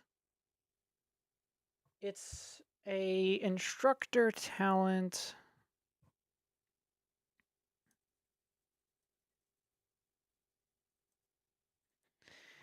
Give the automatic 20 res.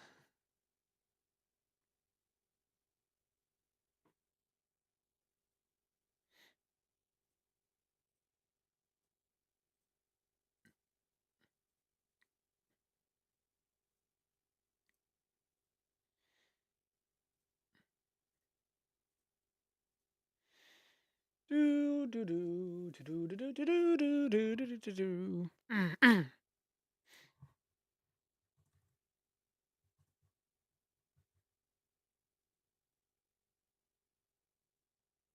Because at least before this stream is over, I want to have all of my ideas out there, at least for the first stream.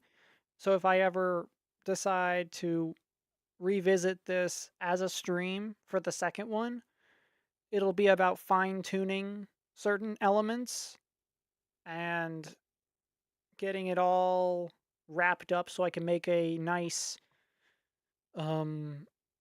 compiled video of all of all these ideas and stuff.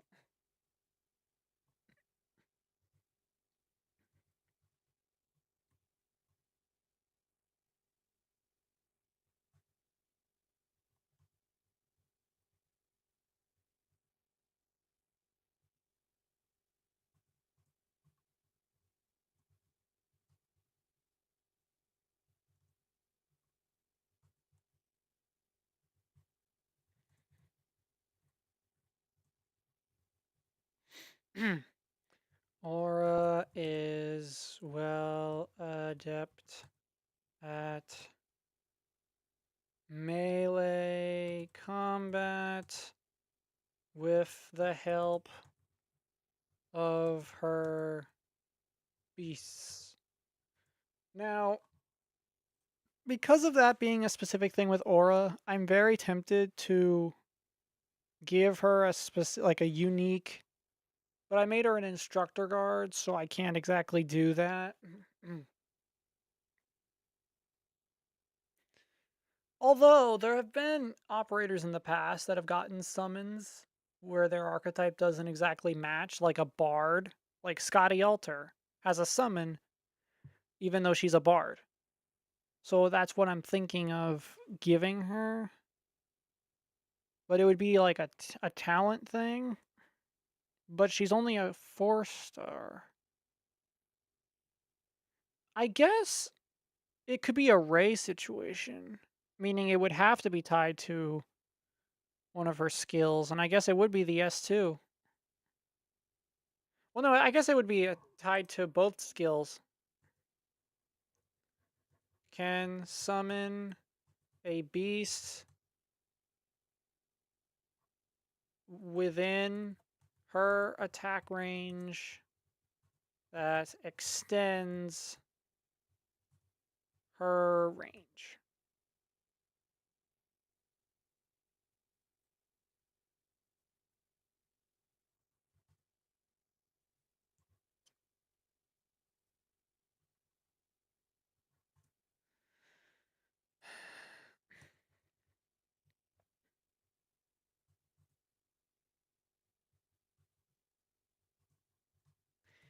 Because that way it makes use of what makes Aura unique, and it makes her usable as a 4-star instructor guard by giving her a ray type effect, you know?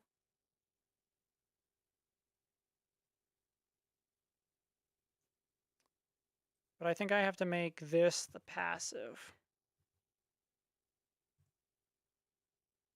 So I have to move that there, then do that.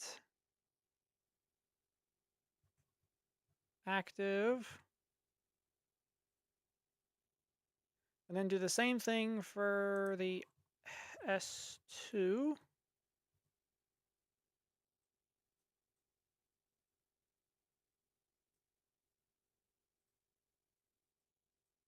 Come on. Passive. Active. It gives a cool niche to Aura in terms of how she would play. The block count, I'm pretty sure instructors block 1, right? No, wait, no, they block 2.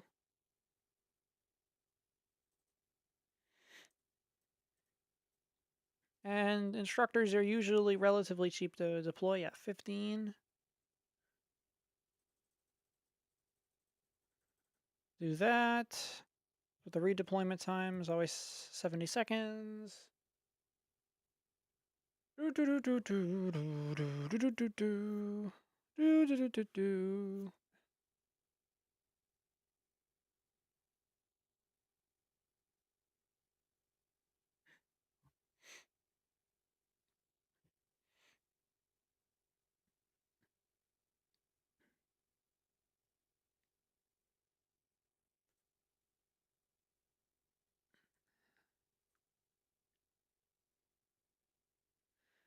All blank attack plus.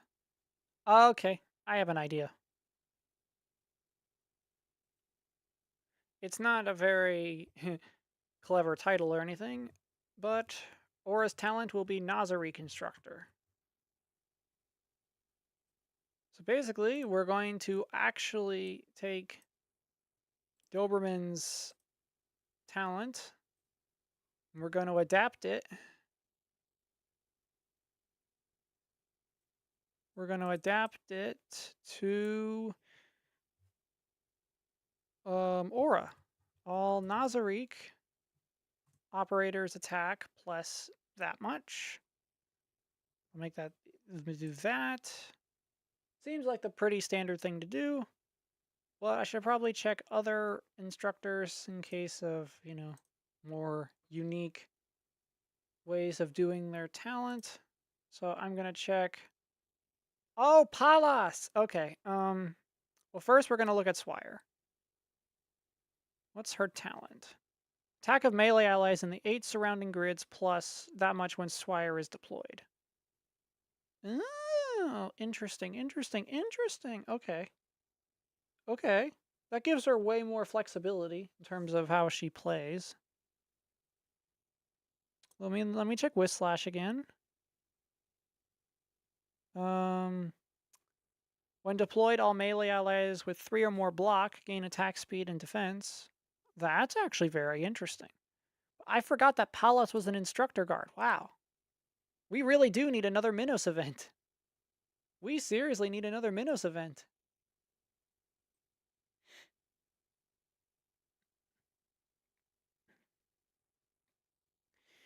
Ooh, right, she gets 2 talents. All Minoan operators gain Vigor. Interesting. Vigor, huh? When HP is higher than a certain percentage, increases attack by the effect percentage. Oh, wow. Minoans, huh? Yeah, exactly. But how many Minoan operators are there? We haven't exactly had a lot of Minoan characters anyway. Palas counts for herself. But who else?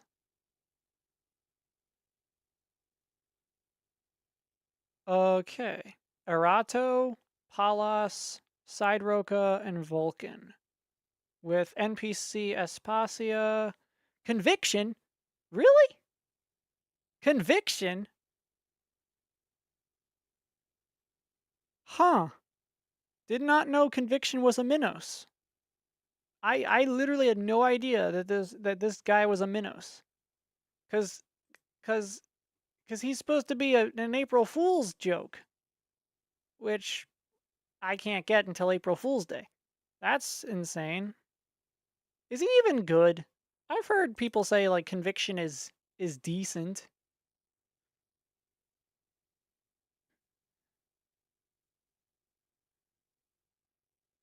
Hmm. Because isn't it luck based that Conviction even can work at all? Well, that's a surprise. I didn't know Conviction was a Minos. So basically, Palas's talent only buffs Conviction, Arato, Sideroka, and Vulcan. Yeah, we need more Minos characters. This is, I think, at this point, the least explored country in all of Arknights. In all of Terra. It is the least developed, the least explored. Has there even been a Minos event? Judging from the roster of potential characters and the fact that, yeah, I think we're in desperate need of another Minos event. I can now understand what people were saying during the Silver Ash Altar live stream.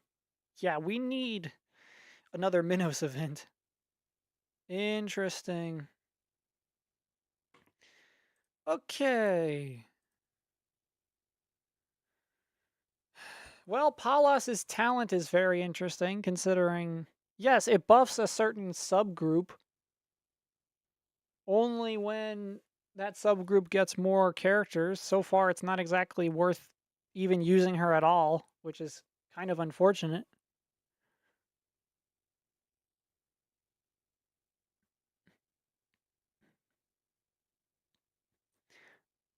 Very interesting tile, or not tile, very interesting talent.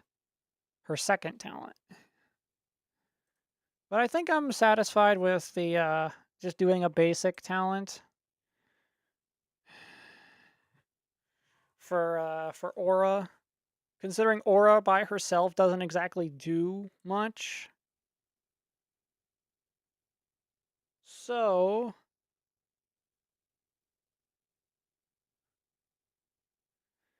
because I'm not entirely sure if I want to add to this talent. Or do I want Mare to be the one with the buffs if Aura is in the squad?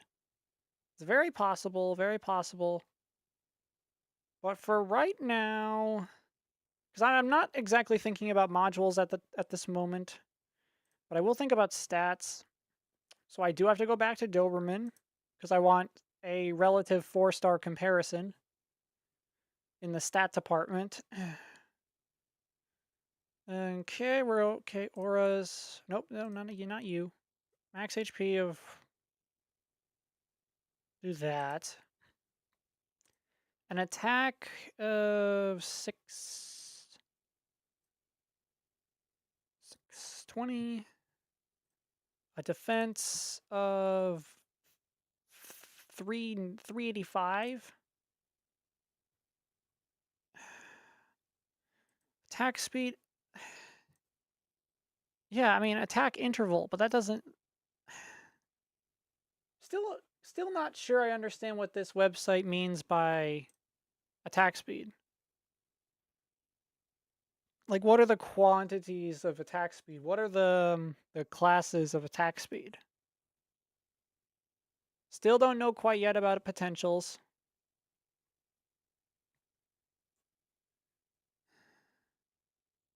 Although I think the obvious first potential is always a minus DP cost. Deployment cost -1. I am of a mind to say combat experience, it's down to how long they were created. And until we get that information of like when the guild members started making the NPCs, I can't exactly give a combat experience.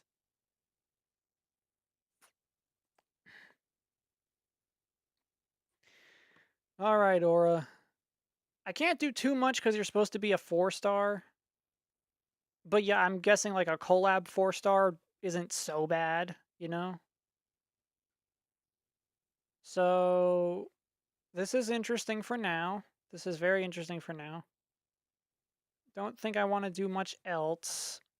So we're going to work on the last character of this stream, and then we're going to stop. So then that way this can be out there as like a standalone thing. If people want to comment with ideas on how to like tweak these characters, or if they have any ideas for things that we left blank, or even potential modules. I want to leave that as an open-aired thing, an open-ended discussion. That way, if we get back to this in a later stream, we can always update all of these, as well as getting all the things ready to turn this into a fully edited video. Because I just love this concept outright of turning wild out there character ideas into Arknights operators. I think it's such a fun it's a fun theory crafting, speculation, hypothetical. You're just character building based on what the characters are, you know?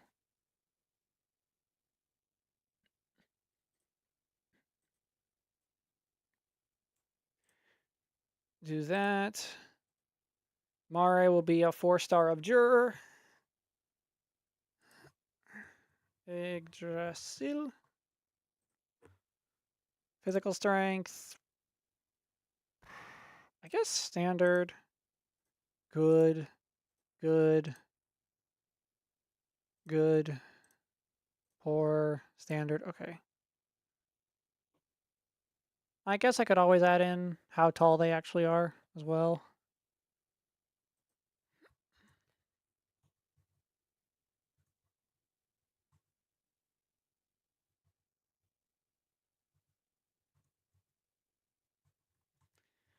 who guard the 6th floor of the great tomb of Nazarick alongside his sister.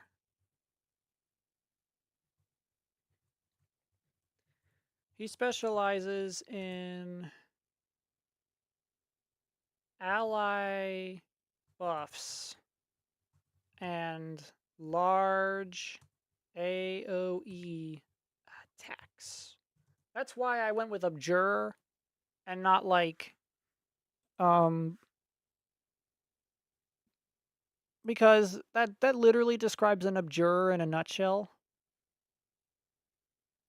So speaking of Mare, he actually has the biggest attack range out of any of these characters we're going to be working on because he's an Abjure. So like this, and then like this, boom. So now I have to get Quirkus or a 4-star Abjure. Did the Abjures have a 4-star? They don't. Oh, lovely. Abjures don't have a 4-star. Well, that's unfortunate. 9-colored deer. Wait, what? 9-colored deer is not a collab unit? Really? Wow, I did not know that. Okay, I guess I have to update my own collection in terms of assets. Wow, I did not realize you were not a collab operator. Okay, you learn something new every day.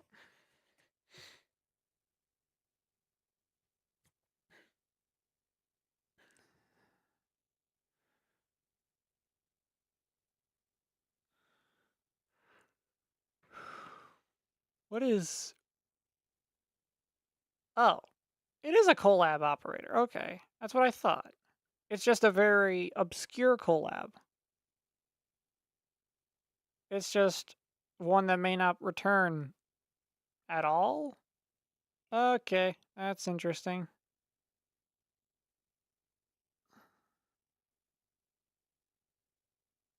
Okay.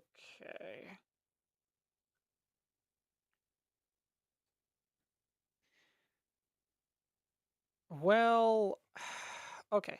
We're gonna go back to Quirkus. So I may as well use her as a basis.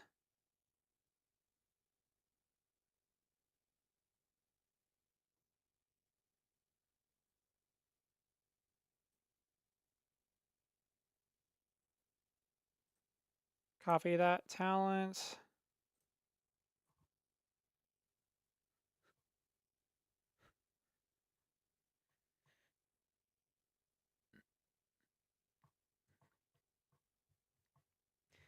Nazarick operators within range also get a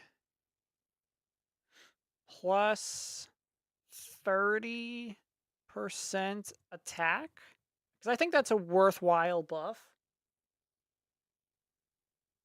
And plus 5 attack speed. I think that's a worthy thing just to have as a talent. What am I going to call the talent? Is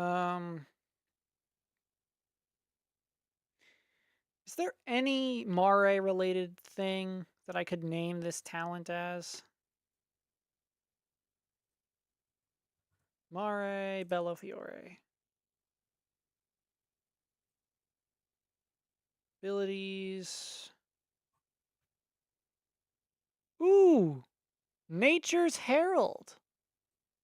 Ooh, I like that. I like that. Nature's Herald. Yes, yes. Work with that. Work with that. Okay. May as well get everyone's height while I'm at it, you know? Height, height, height, height, height. Introduction. Mare is how tall? How tall is this guy? 104 centimeters. Wow. Shorter than me.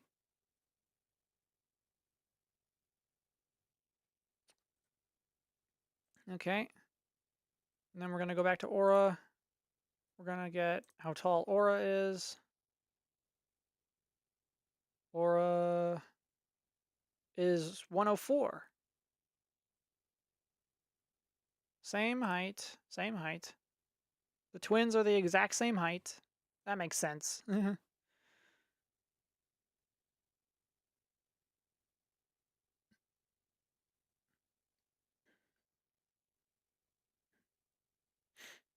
Okay. Pandora's actor. I already got his height. Okay. Shaltier.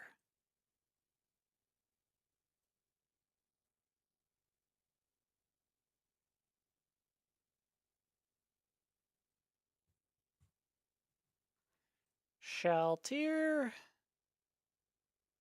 is 140 centimeters tall.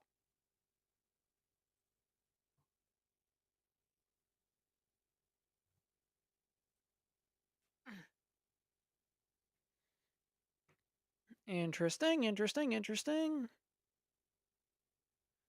Okay, okay. I know for a fact Cocytus is about to be really tall. He's a big guy after all. He's a big guy. 250 centimeters, excluding tail. Where's Cocytus? 250 centimeters tall. Big guy. Big guy. And then Albedo.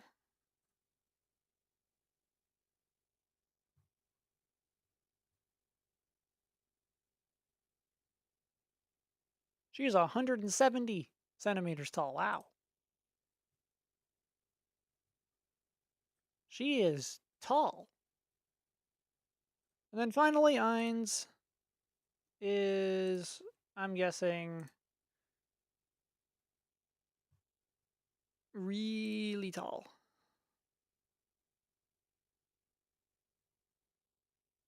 177. Okay, he's not that much taller than Albedo.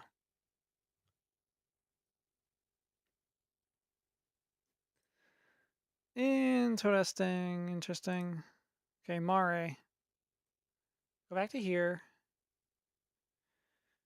Still don't know how to class combat experience, so if anyone wants to answer that question below on how do I class Overlord character combat experience that's not named Ainz, feel free to answer that question.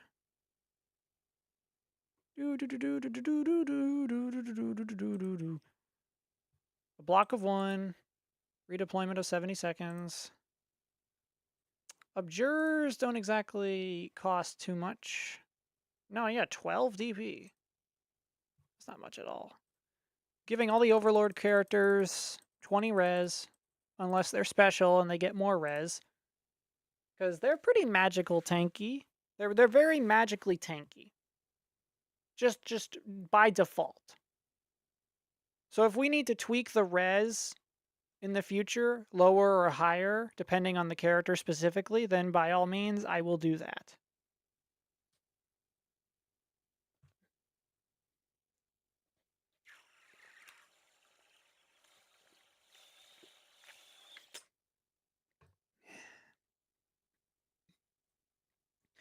Quercus's HP does not break 2,000. So Mare's will be just above that by a little bit, 1,700. Her attack doesn't get much higher than 465-ish. So I'll make Mare's attack 465. The defense, Mare is pretty tanky. It's hard to compare considering Overlord characters in the verse that they're in. They're kind of already pretty tanky. So it's hard to gauge who's the proper tank, even though we know it's supposed to be between Albedo and Cocytus. So I'm gonna give Mare a relatively decent defense stat of 175. Still don't know yet about how the attack speed will work. When it comes to Mare's skills, 4-star gets 2, but I am unsure of what to even do with them.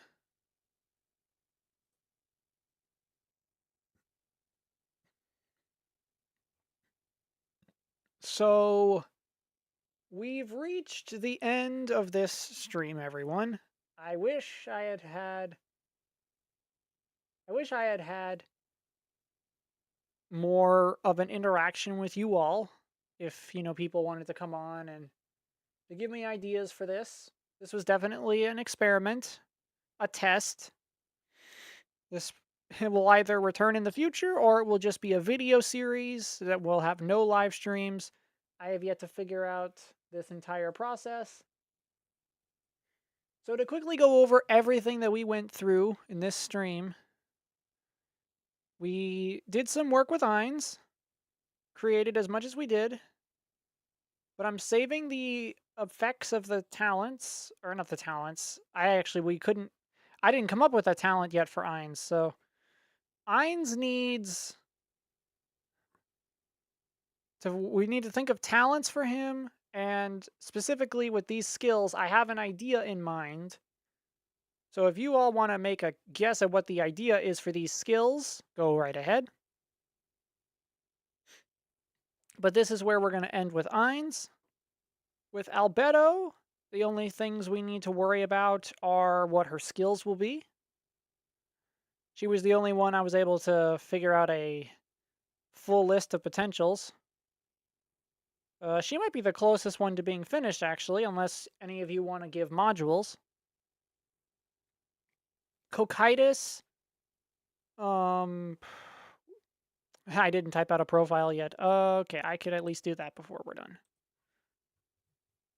Cocytus is the guardian of the 5th floor of the Great Tomb of Nazarick.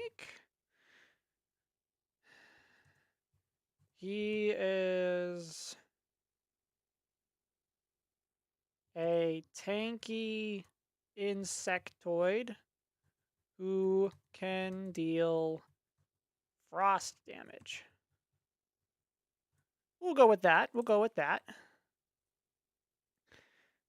Also, for all of these characters, regardless, we need to think about what does combat experience mean for Overlord characters, considering, like, there's a difference between the 12 years of Yggdrasil being a game and when these characters were born, like when they were created by the guild members. Because, like, Eins is easy, combat experience is 12 years because of Yggdrasil. But for all of these other characters, I would have to make an estimation unless the story tells me.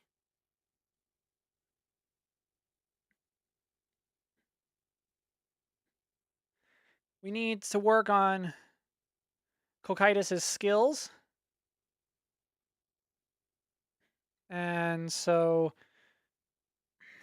thinking about that, a name for his talent, thinking of his stats, that's what we need to work on with Cocytus. With Shaltir, it's a matter of what we said before, her stats as well. Don't have a name for her first talent. Don't have any ideas on what to do with her skills. So that's what we need to worry about with Shaltir. If anybody wants to think of how a module could work for any of these, go right ahead. I have no ideas for modules. Pandora's actor. Ooh, hold on. Hold it. I forgot something. Forgot to put that. With Pandora's actor, it's a matter of specific skills. Yep, how his toolkit will work. We have to fix his talent or finalize his talent and the potentials. Aura, it's all about um I think with Aura it's basically figuring out the rest of her potentials and a module. I think she might be the most well constructed character so far. But that's because Aura's a 4-star. There's less to worry about when you're a 4-star. A 4-star. There we go. And then finally with Mare, he's in the same boat as his sister being a 4-star. He might end up being the first 4-star Abjurer. So that would be cool. Figure out the combat experience and the date of birth situation. Figure out with Mare, I guess it's just the skills and the potentials. And then for all of them with the modules. So that's been this stream. I don't think I'll go for any longer. There's no reason to. I got my initial rough draft out there. If people want to critique my characters, give me tips on character balance, or some extra ideas I missed or I glossed over, feel free to let me know in the comments down below, because it'll either be included in a part 2 of this stream or the video version of all of this, which will be the proper condensed version of this idea. So you wouldn't have to sit through this entire live stream again. It would be edited, it would be funny, it would have references, and it would be a little more of a fun video to rewatch. It has to be a good viewing experience. And so, with all that being said, thank you all so much for watching. Hope you liked it. Hit the like button, subscribe, share the video with a friend. Make sure you join our Patreon, of course. There's always stuff going up, especially considering it's close to the end of the year. And us over on this channel are hoping to finish maybe 1 or 2 more shows before the end of the year. We got some stuff coming up in this month, and things just will keep on coming. So I don't plan on slowing down anytime soon unless my circumstances change. Please share this video specifically with any Arknights player you know of, or any Arknights creator, because I would love to hear their 2 cents on character design, character building. Share this with anyone that's a fan of Overlord. They would give their 2 cents as well. And I just hope that this can get around and we can talk about the stuff we talked about, go from there, and make this into an even more successful video. And with all that being said, keep your notifications on, because as always, I will see you in the next one. Goodbye.